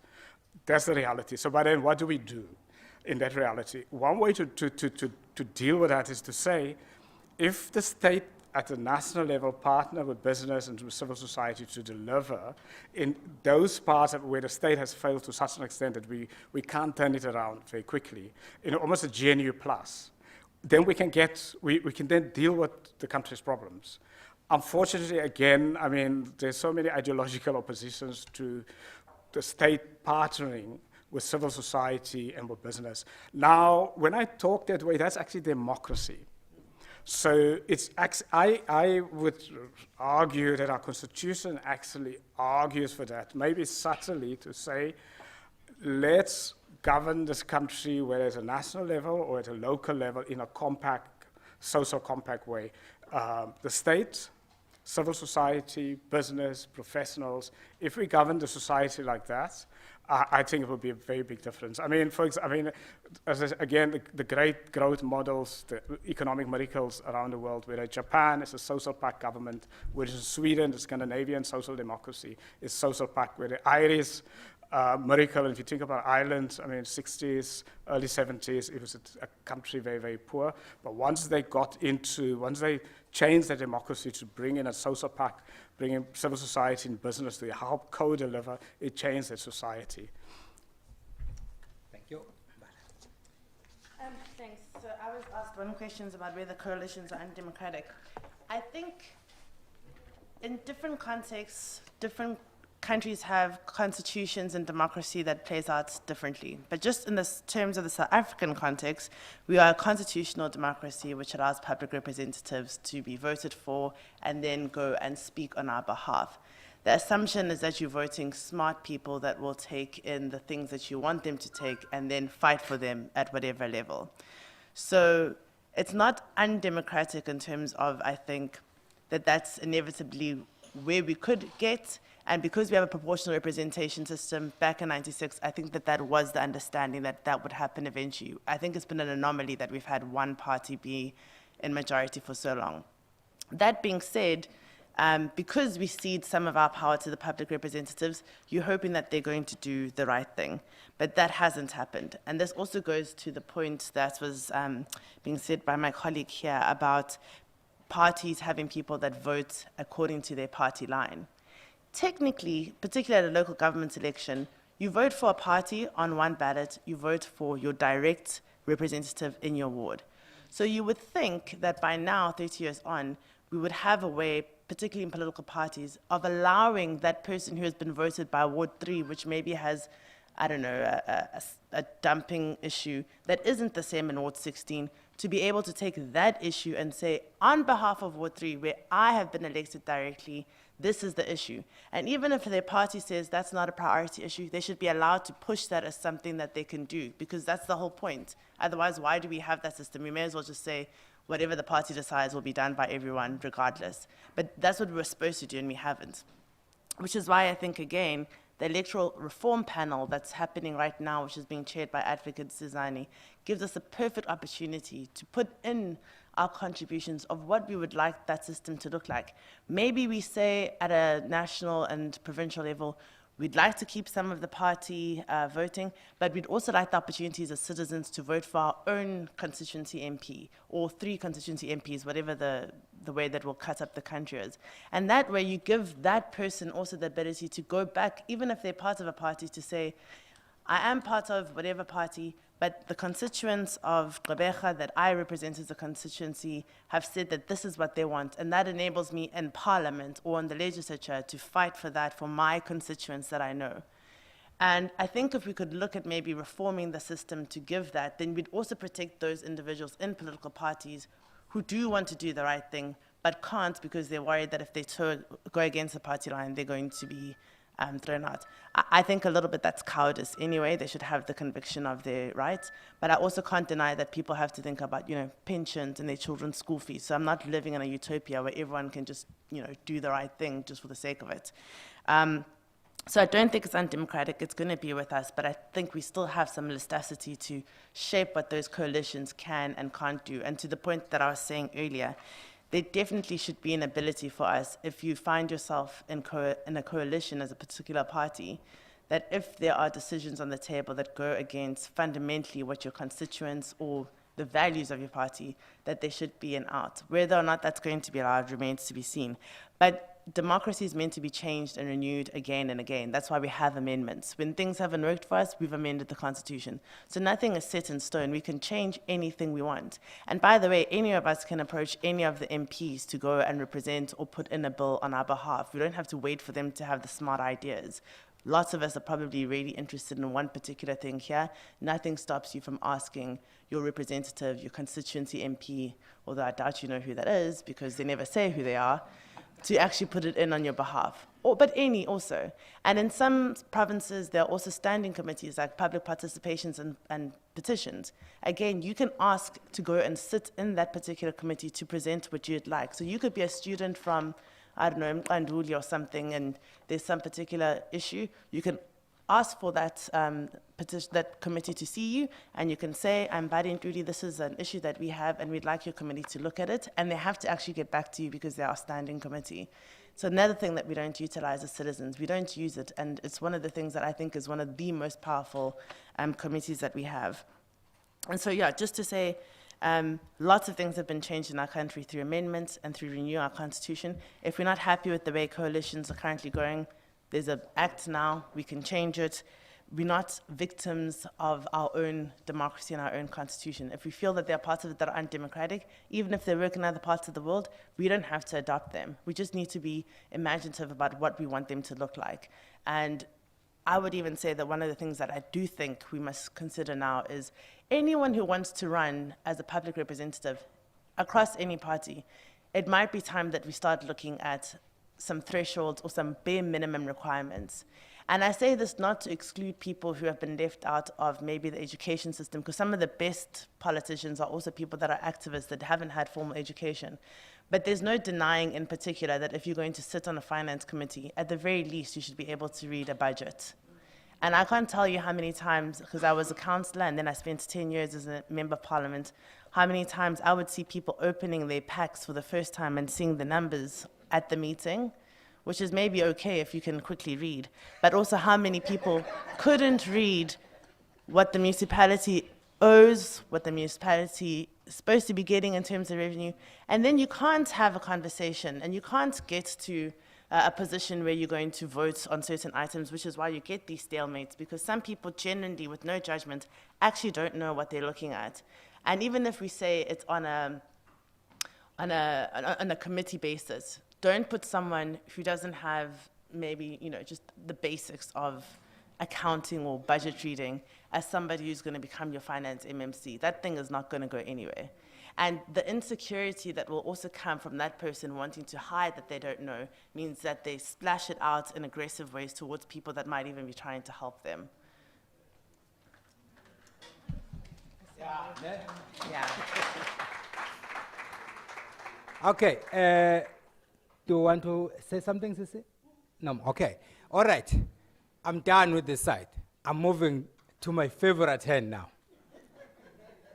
I have one at the back, 2, 3, 4, 5. I'll take this 5. Now you can tell that I'm biased. It was 3, then now it's 5. So I'm taking this 5, then we'll check the few online, and then we'll see how we're doing for time. If we continue this momentum, we should be fine. We should be taking more questions. Please shoot. And make sure nobody dies. Am I audible enough? All right. Mivuyo Kabo, grade 12 student. So I have a question for Ms. Ntuli. She mentioned something about education and it being brought back into fashion by the EFF, right? And we have our leading party, if I may put it that way, the ANC, who are leading members or national senior members who lead us with little to none of education.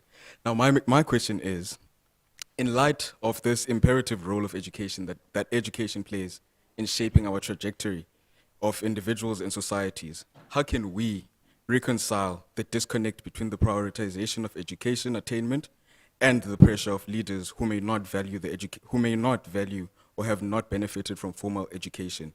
Specifically, what strategies can be employed to ensure that policymaking is informed by evidence-based knowledge and critical thinking, thereby safeguarding the future prospects of younger generations?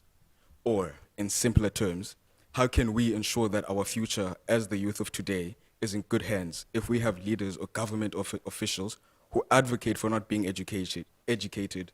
And by saying this, I don't mean to offend anyone, but I think we can all agree that having a matric certificate is a basic survival requirement. And therefore, how can we ensure a bright future while being led by a non-educated individual? And secondly, my second and last question, we have, Ms. Ntuli also mentioned, I think it was Ms. Mbali, if I'm not mistaken. She mentioned that if we have a problem with whatever is happening in our society or our metro, we can report to the officials or the leading or the members of parliament that can represent us and not burn down roads. But I think it was you, Ms. Ntuli, if I'm not mistaken. Yeah, Ms. Ntuli and Ms. Nzima, right? Yes, Ms. Ntuli and Ms. Nzima. The first question was based for Ms. Nzima, and then the second question is for Ms. Ntuli.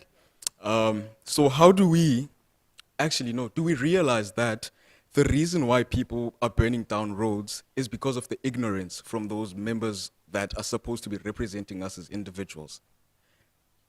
Thank you. Okay. I think colleagues noted their numbers. Number 2.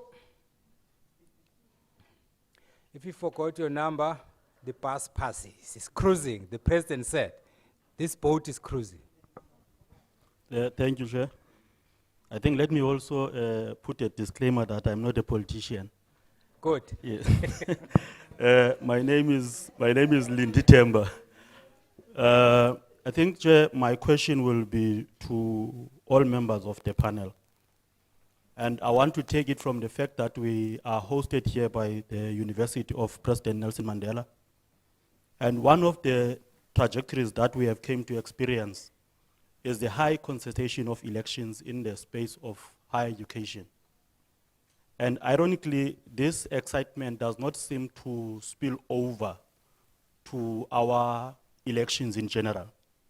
The young people who are highly active in institutions of higher learning, we don't seem to find them with the same energy when they must vote for other kinds of elections. And Chair, this comes at the time, I think Zima spoke about this. If you look at the time of Trolley coming into power in this city, we had DASO temporarily taking power over from SASCO. And of that leadership, we then got to have the likes of Nicholas, Hlomela and Bax, who later became members of, went to become public representatives of their political organization, and many others. And later on, Chair, we then had Fees Must Fall, which we also came to notice that Fees Must Fall gave us lots of members of parliament. And immediately after the dying of that light of Fees Must Fall, we have also came to notice that there is a very much lull in terms of young people entering the public space, public representative space in our city. And I would want to know what could probably be the root cause of that. And also maybe taking it closer to our citizen. Last one, yes.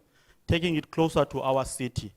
I'm not sure whether there is an act or a law that prohibits professionals who are employed either by state or by other organs of state to participate in local government as public representatives. And I think that is one of our biggest challenges if there is such a law that prohibits. Because currently you are looking at the group of councillors that you have. Majority of them, they are coming from nowhere as volunteers who are doing nothing, sitting at home, For the first time, they voted by the raise of hands, and they got into public office with very minimum knowledge and commitment to what is expected of them. I would want to check if there is such a law that prohibits.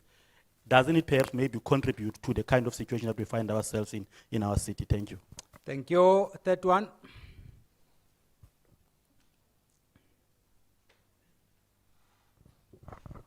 Enkosi kakhulu. Igama nguJerome wakwamdyolo from Al-Jama. I'm not a politician. The politicians are in parliament. I am a political commissar because I'm not in parliament. My question goes to the Prof. Prof, what's your... Sorry, it goes to Prof. Yes. Okay, please proceed. Prof, what's your take on coalition, where you will find out that there are two coalition partners who are having totally different policies?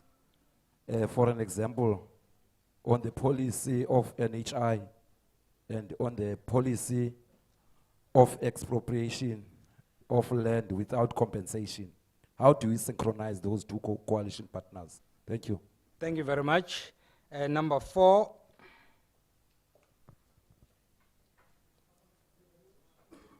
What was the number, Chief? Number 5. Where's number 4? Or number 4? Umkhaya la.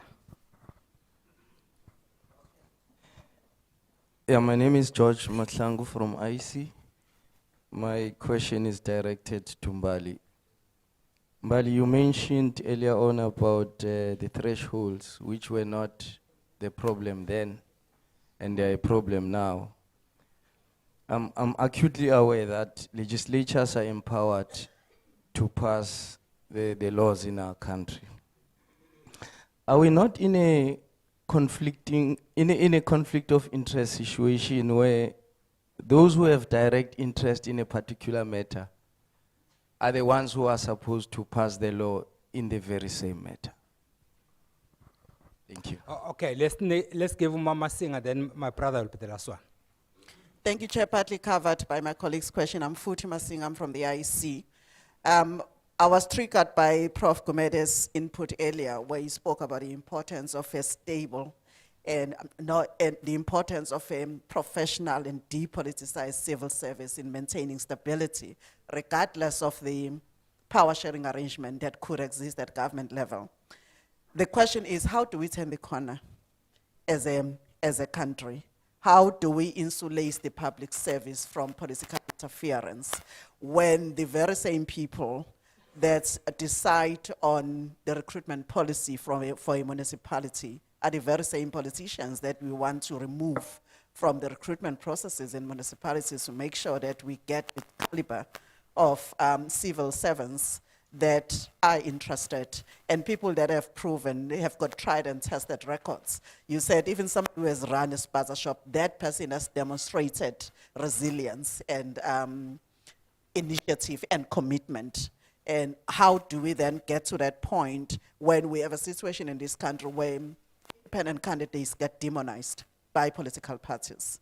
They make it seem uncool for anyone who is not coming from a political party to contest as an independent in this country. And that runs through the core of what we are dealing with here. We need that caliber of people that Mbali is talking about to make themselves available. But how do we then make it attractive for them to raise their hands and say, we are here and we are willing to go there and turn things around in our municipalities?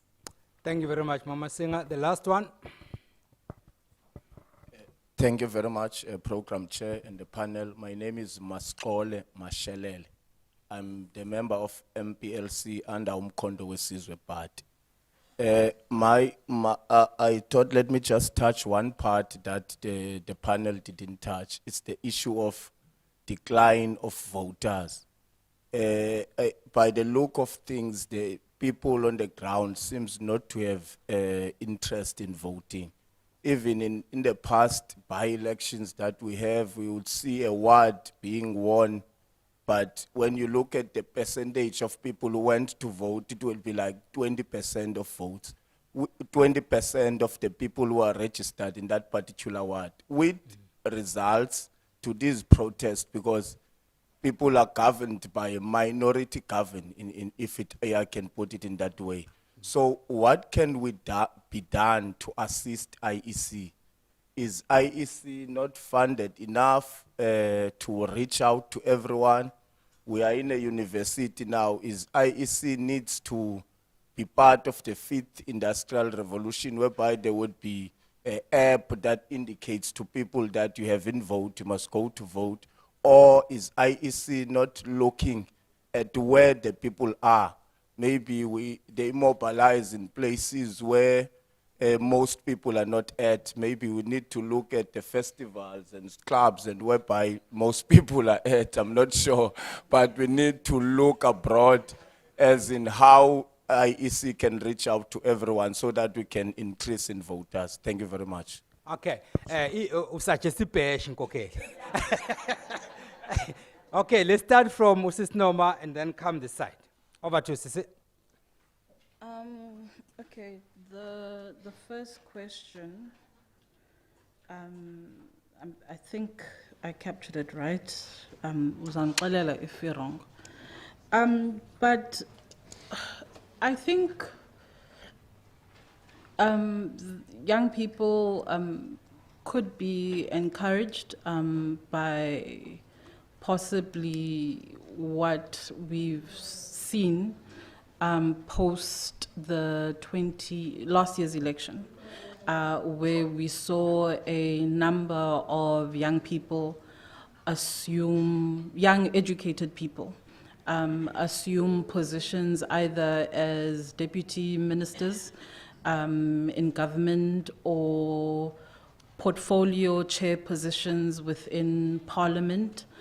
I think politicians generally have realized that, as you'd say, matric is just the basis, hence we wouldn't have the 40 admission scandal if they didn't realize that. So, joke aside. So, people want to be led now by people who are knowledgeable, people who they can aspire, because everything now is so aspirational. People want people that they can look up to, and I think politicians have realized this. Hence, everyone is trying to capacitate themselves in one way or another. I see this particularly here at a local government level, because when politicians come in, they have an opportunity to study further, and a lot of the young ones take up those opportunities. You'll find that there's a lot of them who are studying here at NMU, others are at UJ, but it's just that it's not publicized. So everyone is taking up that opportunity because at the end of 5 years, someone wants to walk away with something that can take them to the next level. But the unfortunate part is there's a lot of the elder generation, they just don't want to let go of the reins. Whether it's a case of maybe there was poor planning prior, maybe the pension is just not where they would like it to be, hence following after the outcome of last year's election, hence we're seeing former MPLs, from former deputy ministers assume positions of board chairpersons at entities around the country. So I think in terms of education, I think let's be positive.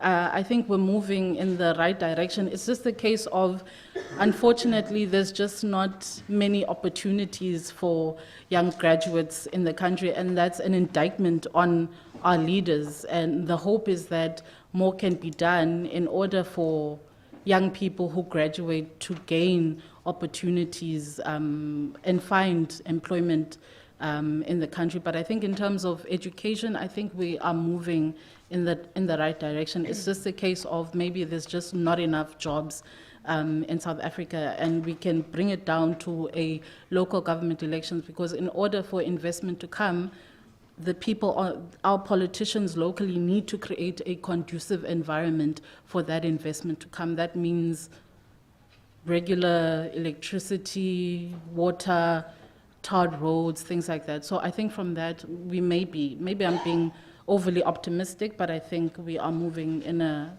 I choose to be optimistic, let me put it that way. And then, Steva, in terms of your question, university students participating more at university elections rather than, I suppose, local government and general election. I was a student at NMU when Yusuf emerged. I won't say which way I voted, but I actually started at I won't say which way I voted, but as a student at the time, I am from KwaNobuhle.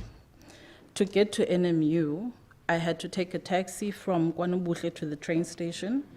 From the train station, it would drop me in town, in the CBD. From the CBD, I'd have to take a train from the CBD to the university.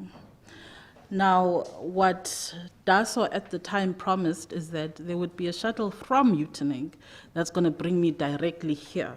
So that spoke to me as a young female student. And if my, I suppose, aspiring counselor can't speak to me in that way, then my interest is not going to be at the same level as what I was being offered maybe here at university. Also, just generally, for the first, and these are things that have now, since then, have happened at a university level. There was suddenly off-campus shuttles, not just for students who live at off-campus NMU res, but off-campus shuttles for every student who can produce a student card. That is now something that speaks directly to me as a student. That is how I suppose I can save money, I'm safe. I know that when I get on, I'm safe. When I get off, I'm safe. So I think it's just a case of maybe the messaging from our politicians leading up to elections is just not that clear. I don't know that if I vote for you, my rubbish is going to be collected every week. I don't know that, Inga in front of my house is going to be cut, whether the papers, the illegal dumping site in front of my house is going to be collected. So it could be a thing of messaging that is just not resonating with the voters. And that is something that I think those aspiring councillors could do better in terms of reaching out to those aspiring voters. Thank you. Thank you. Simba. Thanks. Luvuyo, you asked me a question about, do we realize the reason people are burning down roads is because the leaders are ignorant to their struggles? I think that's a given. We know that the leaders usually know what the struggles are of their various communities, but it goes back to the chicken and egg thing I was saying. They can know, but if the community doesn't do anything other than protest in between elections and still allows them to be leaders, there's no incentive for them to always change those things. So I don't think that it's because people are ignorant to the struggles of what people are going through in their communities. It's that, quite frankly, they don't care and they feel as that those voters aren't going to do anything about it anyway, just to be very blunt. And then, Mr. Temba, when you're speaking about students being highly active in SRCs, I actually started DASO for the DA. I started at Rhodes. Yusuf, Bax, all those names you're mentioning were people that I actually came to recruit here and helped to start the DASO here. So students, I think, were very and are still very active at an SRC level. It doesn't translate all the time at LGE in particular because most of them don't live here. And if we're going to have a situation, as you can see, that our LGEs might be when students are off campus, then they definitely aren't going to vote. But the other reason is that they might vote on campus because there's a direct effect to their needs, but be very disillusioned and disengaged generally with what politicians are doing out of that. And no political party is painting themselves in great glory right now. And I'm not sure why a young person would feel incentivized to go and give of their service in politics when they see how absolutely violent it is in many situations. You can be killed for something as simple as wanting to be in a ward committee. It doesn't pay very well. to some extent. I mean, I'm not saying that MPs are earning less, but if you're a bright person, you're probably going to do better at a standard bank or something. And also, there's no meritocracy of how you can rise unless you're just kissing ass or are being somebody who's overly populist. So if you're a smart, bright person, none of the political parties have really made that path to this being a professional job that you can do and have dignity with, something that seems very attractive. So I'm not surprised that you answer your own question. They do want to be engaged, they do care about politics, certainly where it interests them on campus. And then when they get out of campus, it's so disconnected from them that's why we start losing them.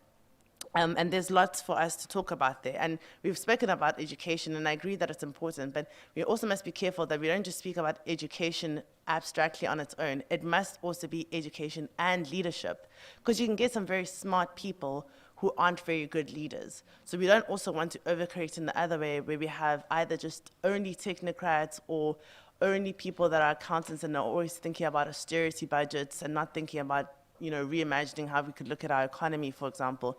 You want to have a mixture of people that do have the education, but people that are also leaders and are going to be able to make the tough decisions when are needed.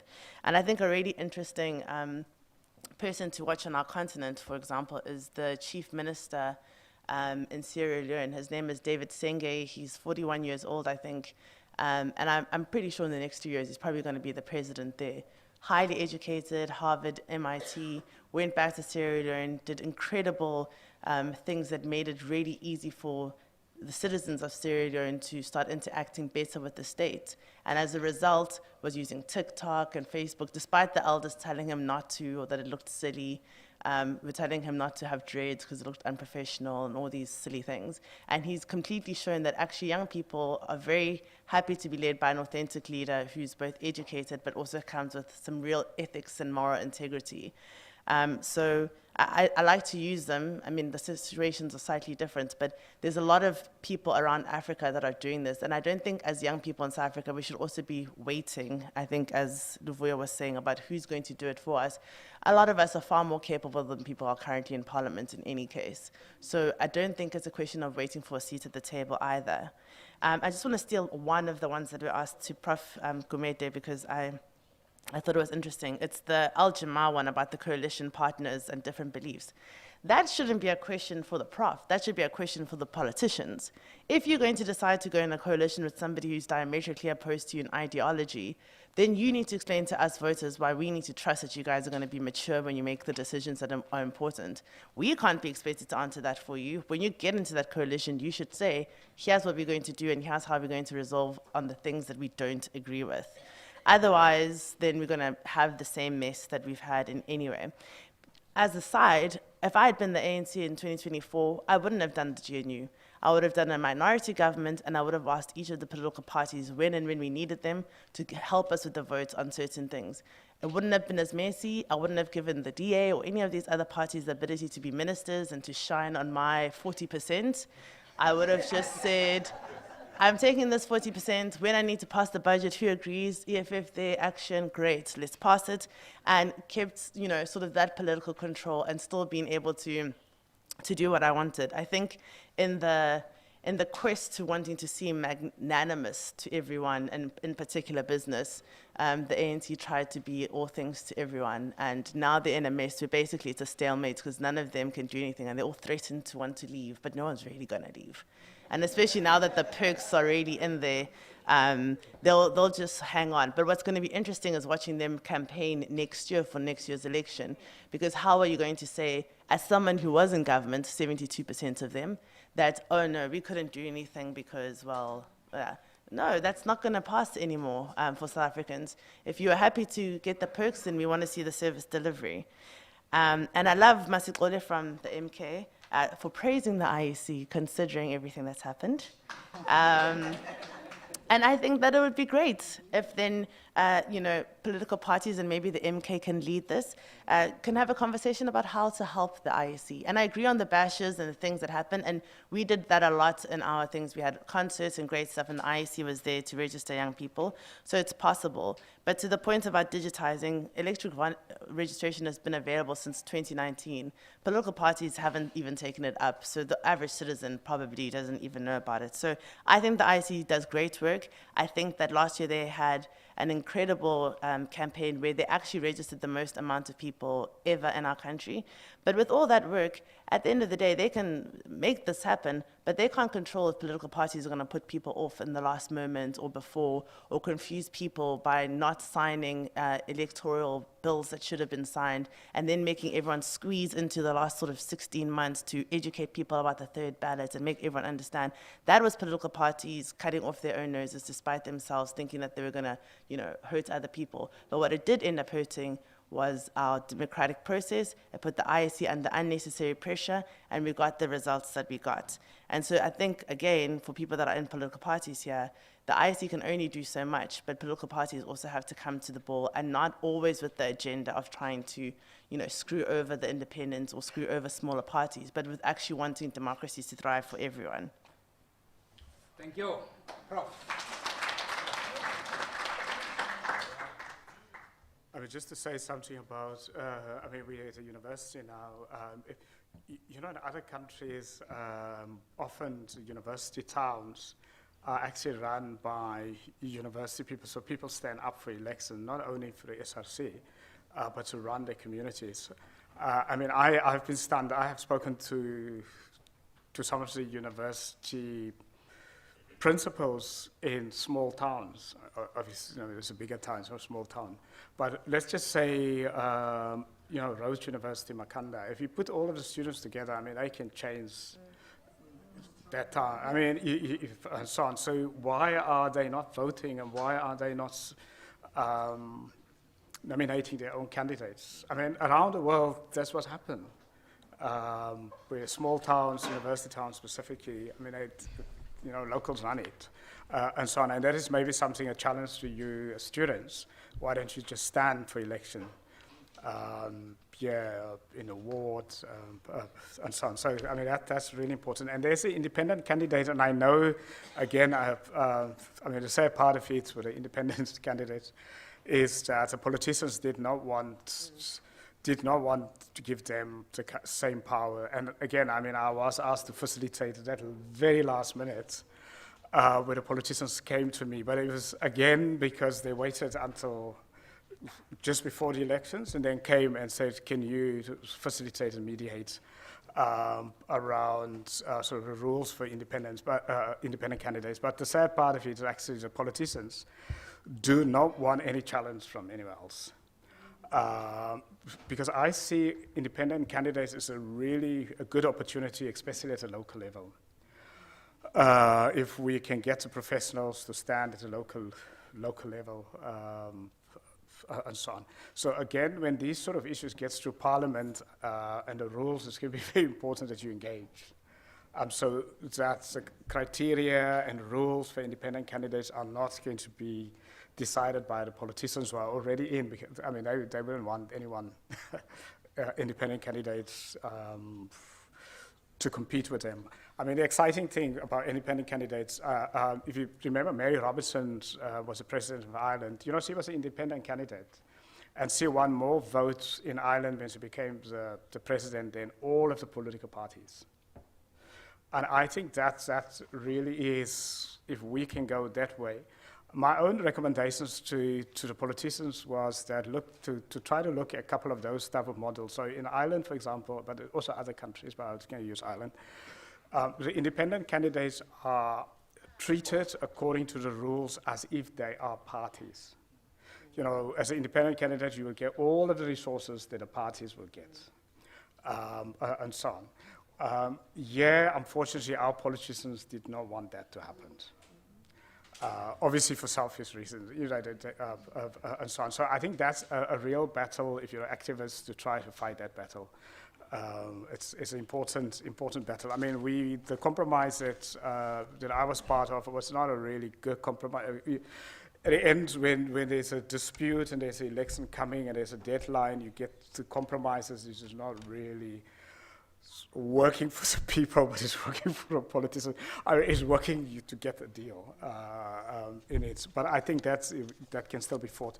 Now, in terms of the voting, what can we do to get voters to vote consciously? Our problem in our kind of societies, with our kind of past, is that people start off by voting based on, or people have a narrow view of voting. Let's start off. People think when you vote, you must vote as if you are a fan of the political party and the leader, like a soccer club sort of thing. That's the first thing. The second part of it is also if that party or leader do not deliver, then people don't want to disappoint that party or leader, so they don't vote for somebody else then. Because that's like fan-based voting.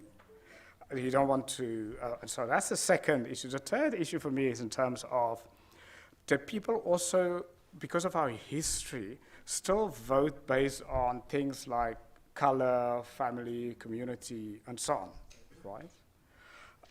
So we haven't crossed the psychological barrier to vote based on competence, because sometimes you're going to vote on competence.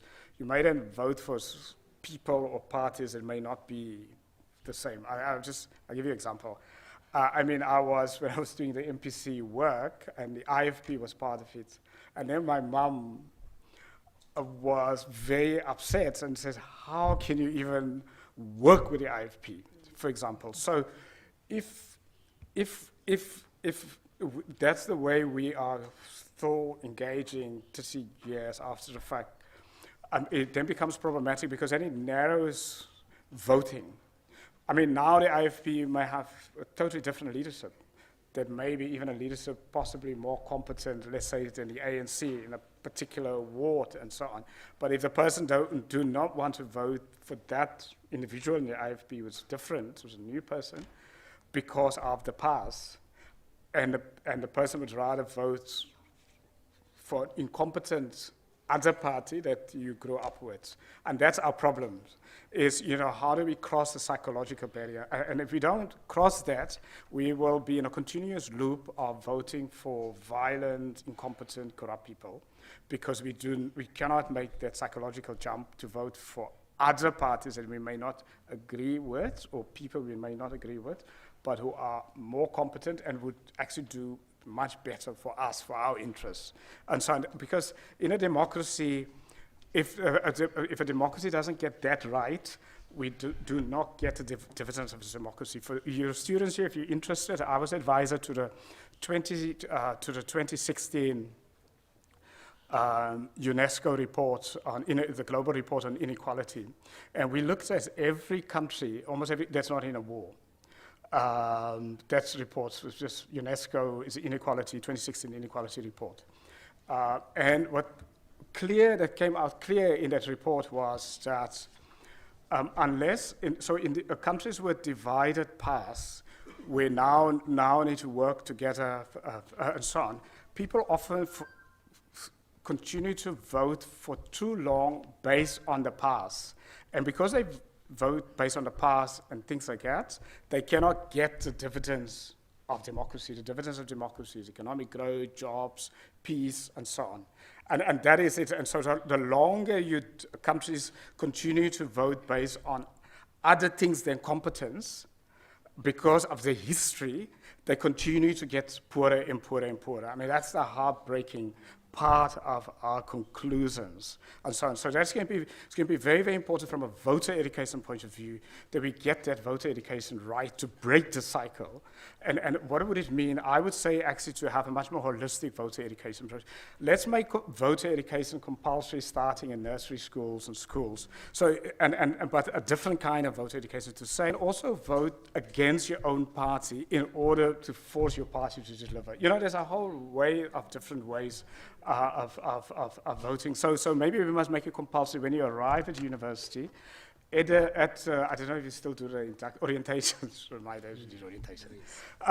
So there's a compulsory. If you go get a job in business, that is compulsory when you do induction, and so on. So we need to take voting education, make it much more broader. So take it out of the IEC and just political parties, but get it across society. I would even say if you get a NASFAS, if you get a funding that is compulsory, you sit at least for a day to do it before they hand over the money to you to do voter education. And the same if you get a social grant, that it becomes compulsory. Because it is important, because voting actually determines your individual outcome, and people are not getting that. That if you're going to vote for a certain person, if you vote for the wrong person, if you're going to vote for a violent person, you're going to get violence. If you vote for a person who don't understand any economics, you're going to get poverty. So we have to get that across to people. Thank you very much, Prof, for that. Thank you very much. Round of applause. Okay, we are almost there. There is someone representing the group online. Ms. Etienne Sonepol did a sterling job in that regard. There are a couple of questions, but I'll just summarize the few, and then I'll take one question from Utata. Tata, una question A1 or a comment? Yeah. Yeah. That, yes, just one question or one comment?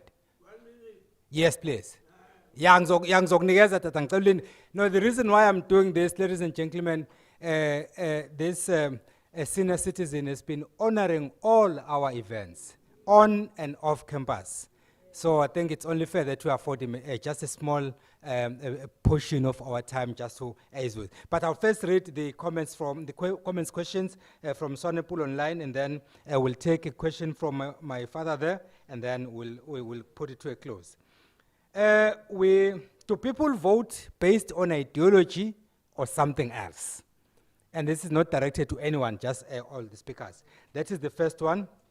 And then there is a view that in South Africa we have pseudo-democracy. Then the question becomes, do we have an immature democracy in South Africa currently? She needs some views on that. And then the last question is about coalitions. What should be the threshold in these coalitions? And then the offshoot of that question, who gets what and how in a coalition government? And then should agreements be based on mutual agreement or something else? So that is the list of questions from Sonepol. And well done for those questions. And then Tata, just 2 minutes to make your input, and then Mrs. Sival. Thank you. I'm sorry to take you aback. I'm a little bit hard of hearing. This year doesn't hear at all. Yeah, my eardrum was damaged by the security police. This one is about 20%.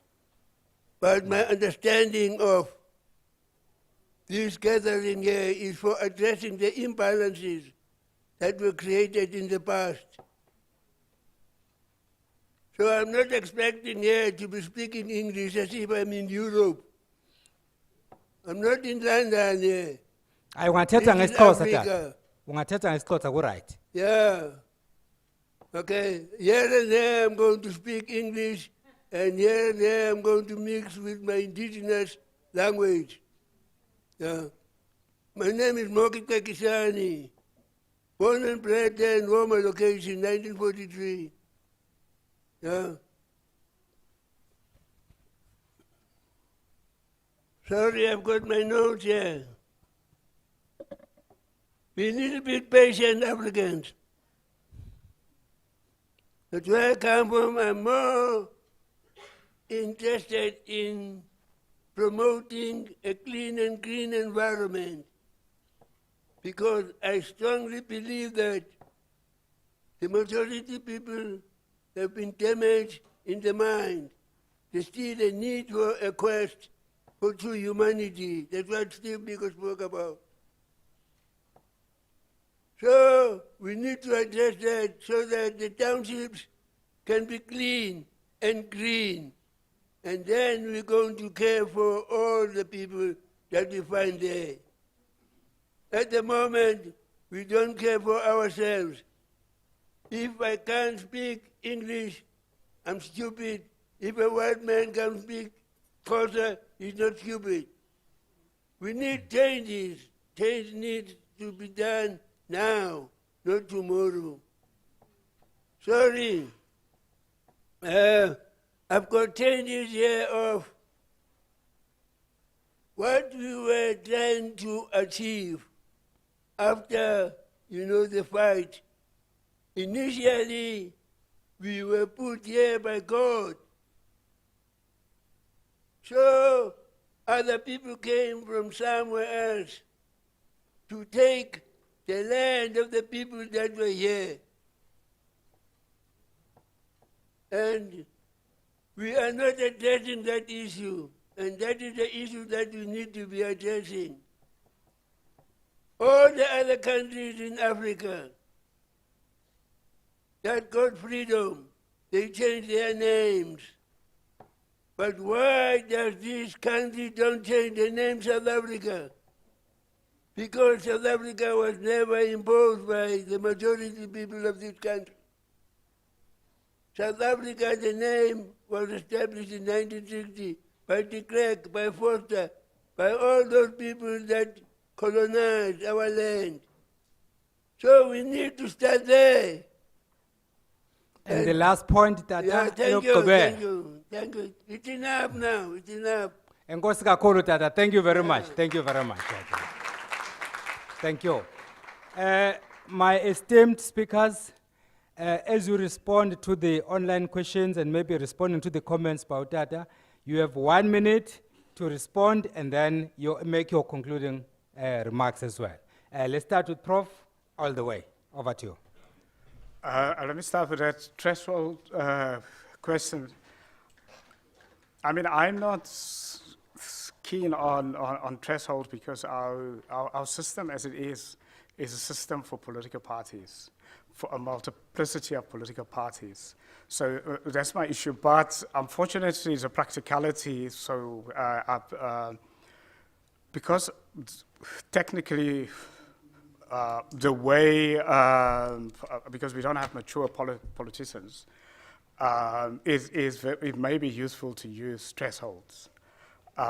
So you may wonder why would I say that if I was part of recommendations for thresholds, and so on. It is if we had much more mature politicians, I would say let's not go to thresholds. Because if you're a small party and if you are excluded because you didn't make the threshold, you actually deprive, in our political system, the voters of that small party. Because in our system, we want to encourage the voices of as many voters into the system, and that's through political parties, unless we change the whole electoral system, of course, and that's a different conversation. And even thresholds didn't always work. Some countries that started off with thresholds have actually decided to take away thresholds. For example, Turkey, they've actually decided to move out of that space because somehow they feel by excluding political parties in a coalition, you then exclude the voters of those political parties. And so on. And so that's the one. On the professionalization, and I'm going to use that after public service, how do we get that right? Because that is a very important part of reform. Because our public service, our public service is one reason why we're not getting the economic growth, the failure of a public service, and why we're in an economic crisis. So the first thing that we need to do, we absolutely need to do that, we need to get some kind of merit-based system into our public service, appointments and so on. And that's going to be core. Or even above that, we need to ring fence our public service away from politics. The ANC, as a liberation movement, the ANC actually created a party state, and that's my view. And a party state where a party and the state becomes one thing. So people get deployed from the party into the state. So if the party has poor members or poor quality members, the state will have poor quality members. If the party has infighting, the state will have infighting. And that is the danger of not insulating, not professionalizing the public service. So when I say professionalize, what do I mean? It means that the public service is totally different from the politician. Politicians do not appoint anyone in the public service. At all, and the public service has its own appointment process, which is run away from politicians, and no one who runs the oversight or the recruitments of the public service is anyway linked to politics. I mean, even out of China, think about a Chinese Communist Party, one of the reforms they did when Deng in the 1960s, after the Cultural Revolution, took charge and they changed China. One of the first things they did, and they actually tried to, they professionalize their public service. Believe it or not, I mean, given the fact that this is a communist state. And that was one thing that differentiated the Chinese communist state and why China got economic growth, because what they did was you do not need to be a member of the Communist Party to be in the public service, and you have to, everyone applies and they take the top people every year. So if we do that, for example, that will actually even bring us, I think, at least 3 or 4 percentage of economic growth on its own, just a cleanup of that. So that is why it is so critical that we get that right. And we will also get our young people into the public service, and our talented young people, which we don't get them into the public service. Thanks, Prof. Thanks. Just to answer some from Ms. Swanepoel, do we vote based on ideology or something else? I think previously, as the Prof has said, that was the inclination. I think we've moved away from that in the last, I would say, 10 years. And I think increasingly we're going to move away from that in South Africa to a more governance-based, who delivers for us is who we vote for. And I'm 37, but amongst my peers and younger people, I very rarely hear anymore that people are, spouting Marx or spouting extreme ideological ideas when it comes to how they're rationalizing their voting. So I think that maybe it's a generational thing, but also just in the world, I think we've overdone the idea of ideology being the basis for everything that must be done politically. I think we all can understand that there's some pragmatic steps that you can take that sometimes don't fall in any one ideology neatly. So I think that that's where South Africa is. Do we have an immature democracy? No, I don't think so. I think we have a democracy that has some growing pains, but by and large, we have free and fair elections. We haven't seen any violence when it's come to ceding power like we saw last year. And still, I think we're the only country in the world that came into a democratic transition without a civil war. And so we must protect the fact that we still have a functioning democracy. And very few South Africans, if you ask them, want to have a single party dominance. So I think we still have the inclination of being a democratic people, but the state, the governance, our institutions maybe aren't moving as fast enough as what we feel as South Africans. And so we are frustrated by what democracy seems like, but I don't think it's because we don't have a democracy or that our democracy is immature. I think this is a natural sign after 30 years that we're now having the frictions of wanting to say what's next, what could be better, what could we do better, and we have the opportunity to do so now because we don't have only one party that's dominant and can tell us no. What would the threshold? I agree with the Prof in that I don't think thresholds are a good thing for us right now. Only because I think, one, it's arrogant to assume that every small political party or every independent person who might come in automatically is going to want to destabilize a coalition. Yes, that's been the case in some instances, but I think it would be presumptuous to assume that a party that gets 1% couldn't decide to just be a 1% party that focuses on whatever the mission that they have, whether it's becoming a green party.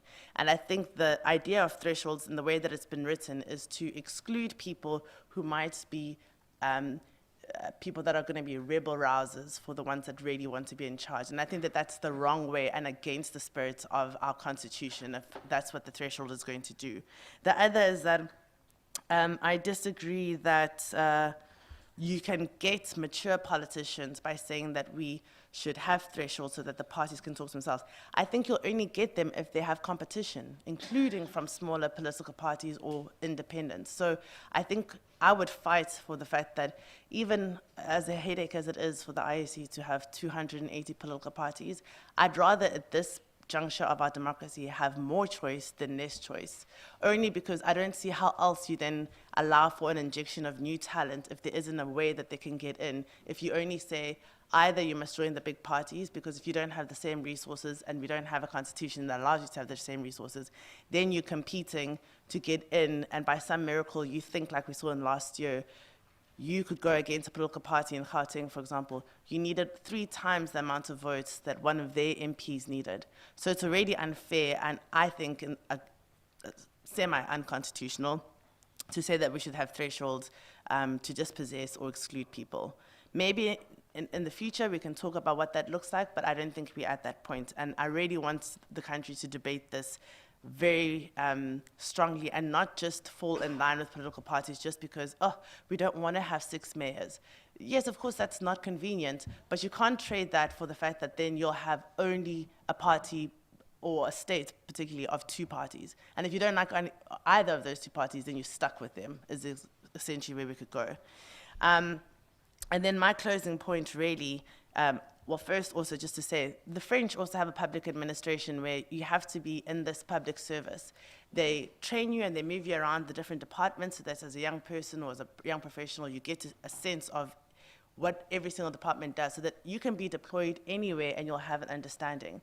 And then when you retire, they ask you to stay on for another 10 years as an advisory capacity for the new people that are coming in. So you never lose old generations or young people being able to come in. And it's very prestigious in France to be a part of the professional service. And I'm not sure why we can't do that. We have an entire administration that's supposed to be doing that, but even that administration doesn't have permanent officials in it. So we really must get our politicians right to get this. But the last thing, honestly, I would like us to adopt a culture, if nothing else, where we shame flashy politicians. The same way that we allow them to, enjoy this verve culture and baddies and influencers, and we're already hyping them up on social media and TikTok. If there's nothing else that we can do, can we please bring in an element of shame to anyone that's going to feel like dressing head to tail in Versace and then saying that their servant leader is not disconnected from what we want as citizens. And we must do it so much so that, not to say that people can't be rich, or people shouldn't have Lamborghinis, but that you should think very hard about being the kind of person who would flash that knowing that you've stolen money from grannies and children in a hospital. And so we mustn't be hyping up those people. It must be the next cultural, I think, thing that we take. We don't need to fight about, what's unisex toilets, all these things that we're starting to employ from America. What we need to be fighting about is that we're disgusted by people that could propose to be our leaders and can act that way and can be seen in the associating with people like that when we know where they've gotten that money. Thank you.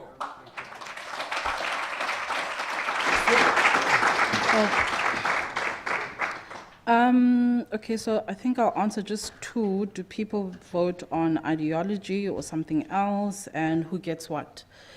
On the first one, just an example. In my ward a few years ago, the ANC forgot to field a ward councillor candidate for that ward.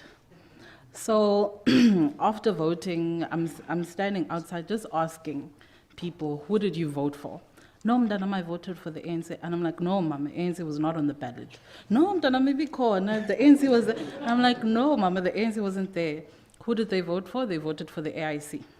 Because they just simply saw the colors, there's my party, placed an X, and they were done. They obviously, the ward went to, who was it at the time? It went to the EFF. And then a couple of months later, I am accompanying Oscar Mabuyane. He's on a campaign trail in Kokama. The majority of the people in that community had no idea who he was. And he was like, no, it's me, Oscar. They had absolutely no idea who he was. And the ANC generally in the province is okay. They won. They won that area based on they just voted, oh, he's ANC, that's my ex. So I think that can answer that question. But just generally, in terms of the younger generation, I would go with Umbali's sentiments. The younger generation now are voting for who can do what for me. And then who gets what? This one, I'll take it to my stint at the Sowetan. Who had they removed? They had just removed Mpopalat.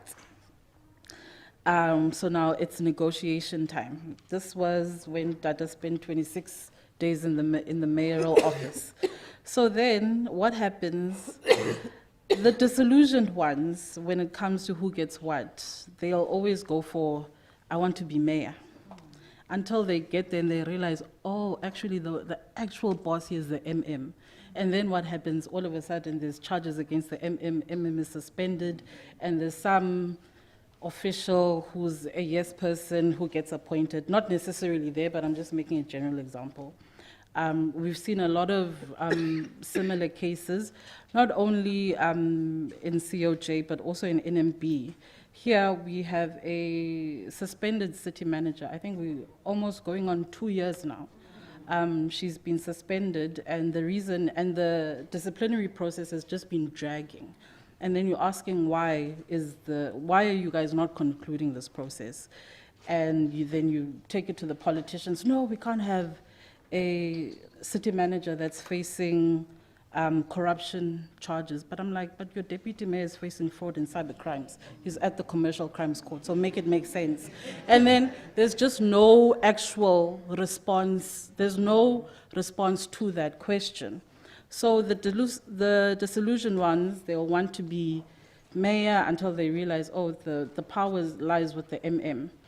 And then the really smart ones, they will go for the really big budgeted departments, infrastructure, water and sanitation, E&E. And that's where, as in a lot of the times where the negotiations, they come to a deadlock because everyone wants those portfolios. The next best thing is who controls the budget. So generally what I've seen is the negotiations aren't for who can I serve, how can I serve my community better, is rather essentially which department has the most money. And then the rest follows. So thank you. Thank you very much on that note. Ladies and gentlemen, I'm happy that we've managed to come this far. With your support, with your guidance, I was just following the orders. On the IEC matter, I think the IEC is doing a sterling job. We just have to avail ourselves and then make whatever contribution we can. I'm from KZN. Mama Singa has brought me on several occasions to work with the IEC. They don't push out professionals, unlike most of our politicians. You advise them, you become an enemy. The IEC has hands open. I know that from experience. Last year, before the elections, office ka Babo Umamobolo, they invited me. I flew from here to Johannesburg. I went to that office. They had 25 countries, electoral bodies from 25 countries.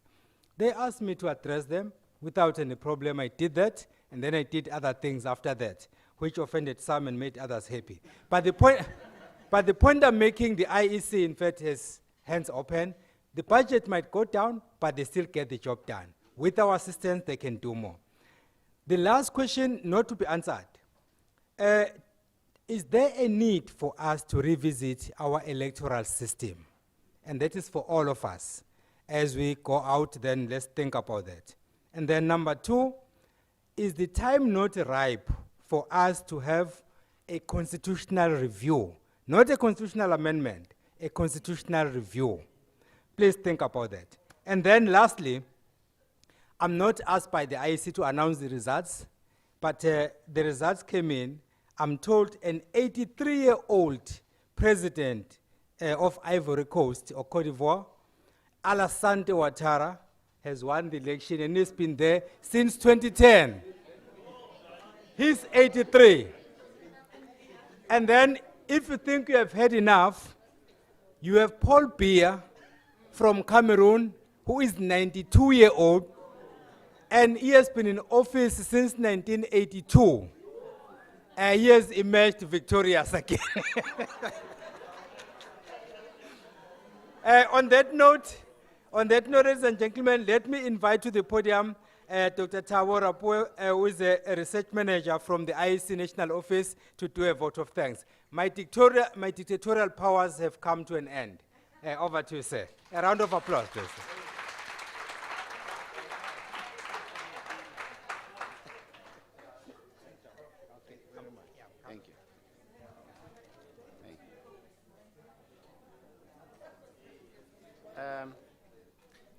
Thank you. Let me thank, in his absence, our dictatorial master of ceremonies. I don't think he will agree with me, but he's a charismatic dictator, and he's always repeated this. So I'm basically saying what he said in the past. Thanks very much for let me start thanking our host, P.O. Magudumana, for setting this up. Thank you so much. Appreciate it, you and your team. Thank you, appreciate that. And I'm going to, before I go ahead, thanks. I'm glad CEO at the beginning gave the purpose of the Thought Leadership Program, what it's about and what we intend to get out of it, because I was going to do that. Thanks, CEO, for clarifying it, because that's the purpose of the whole exercise.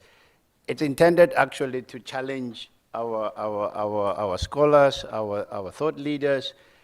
We know that there's a wealth of experience and expertise sitting in universities, thinking behind their rooms and spending hours and hours coming up with theories and ideas about how this country is supposed to work. And the challenge is to bring them out here to think loudly in front of us. And I think that's what we did today, Prof. That was the idea, to get you here, to share with you. The IEC seeks to be a learning organization. Prof, I was just praising your charismatic dictatorial powers and thanking you for excellent work. But as I was saying, the Thought Leadership Program is intended to challenge our scholars. See, this is part of thought leadership, the idea of thought leadership. The IEC is giving the platform to leaders. You are thought leaders, you leaders in the way, thinking in some of the areas that we work on, or some of the areas that have an impact on the work of the IEC. So I'm going to thank Prof. Gumede. Thank you so much for giving us your thinking around coalition government. Ntuli also, thank you for your input, and Mengosi, appreciate this. As you were presenting, I weaved a link in my head, trying to link your presentation, something in each of them. Prof, as you were describing coalition government, I got in my head this sort of elitist pact agreements behind smoke-filled rooms, and Mbalintuli's inputs. You emphasized the disconnect between citizens and democracy, the fact that citizens are no longer feel the benefits of democracy. And Menkosi, you were mentioning how you have to reflect as a journalist in some of the consequences of these decisions on the ground. So if you look at that link, it gives the sense that coalition governments are, and Balintuli, you said that they sound like constructs intended to keep politicians in power. I mean, I think you said something like that they are being negotiated by people who, the very people who want to remain in those positions. So to me, it sounds like, in a way, marginalization of the popular content and the participation of ordinary people in the construction of these elite pacts that lead to the retention of these political leaders in those positions. I mean, that's how it struck me in my head, but that's me. I mean, other participants might have thought it differently, but that's what I got, and I learned out of that. I mean, that's the purpose of this exercise, to teach us, or at least to learn from our thought leaders, and I appreciate the content that each one of you brought into this. I'm going to also thank we have 7 PEOs here who took the time to come and join us here. PEO from Free State, Tate Chavalala, thanks for being here. Dr. Tiva from the Northwest, thank you for your time. The PEO, our PEO from KwaZulu-Natal, Mema Singa, we appreciate your time. We have our PEO also from Mpumalanga, I think also from Limpopo. We have a lot of our PEOs here, and I appreciate that. But also our Deputy Chief Electoral Officer for party funding. This CEO mentioned him earlier on. I appreciate your time for being with us here, and I'm going to also thank all the guests that are with us today, and I think there were some online who even posed some questions.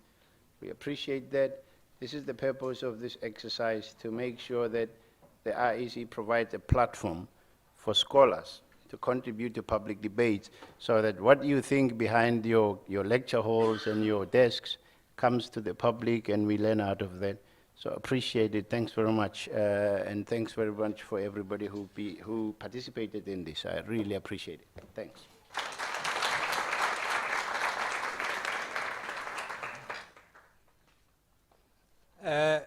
Ladies and gentlemen, that time has come. We're going to sing the national anthem, but I was advised that Ras Tumisane taught us that it might not be advisable to ask people to sing the national anthem unprepared. Okay, let's give our speakers another round of applause, please. And then, most importantly, can you please give yourself a round of applause? Thank you, ladies and gentlemen. By virtue of powers vested in me by the IEC and the Herald, I declare this congregation adjourned.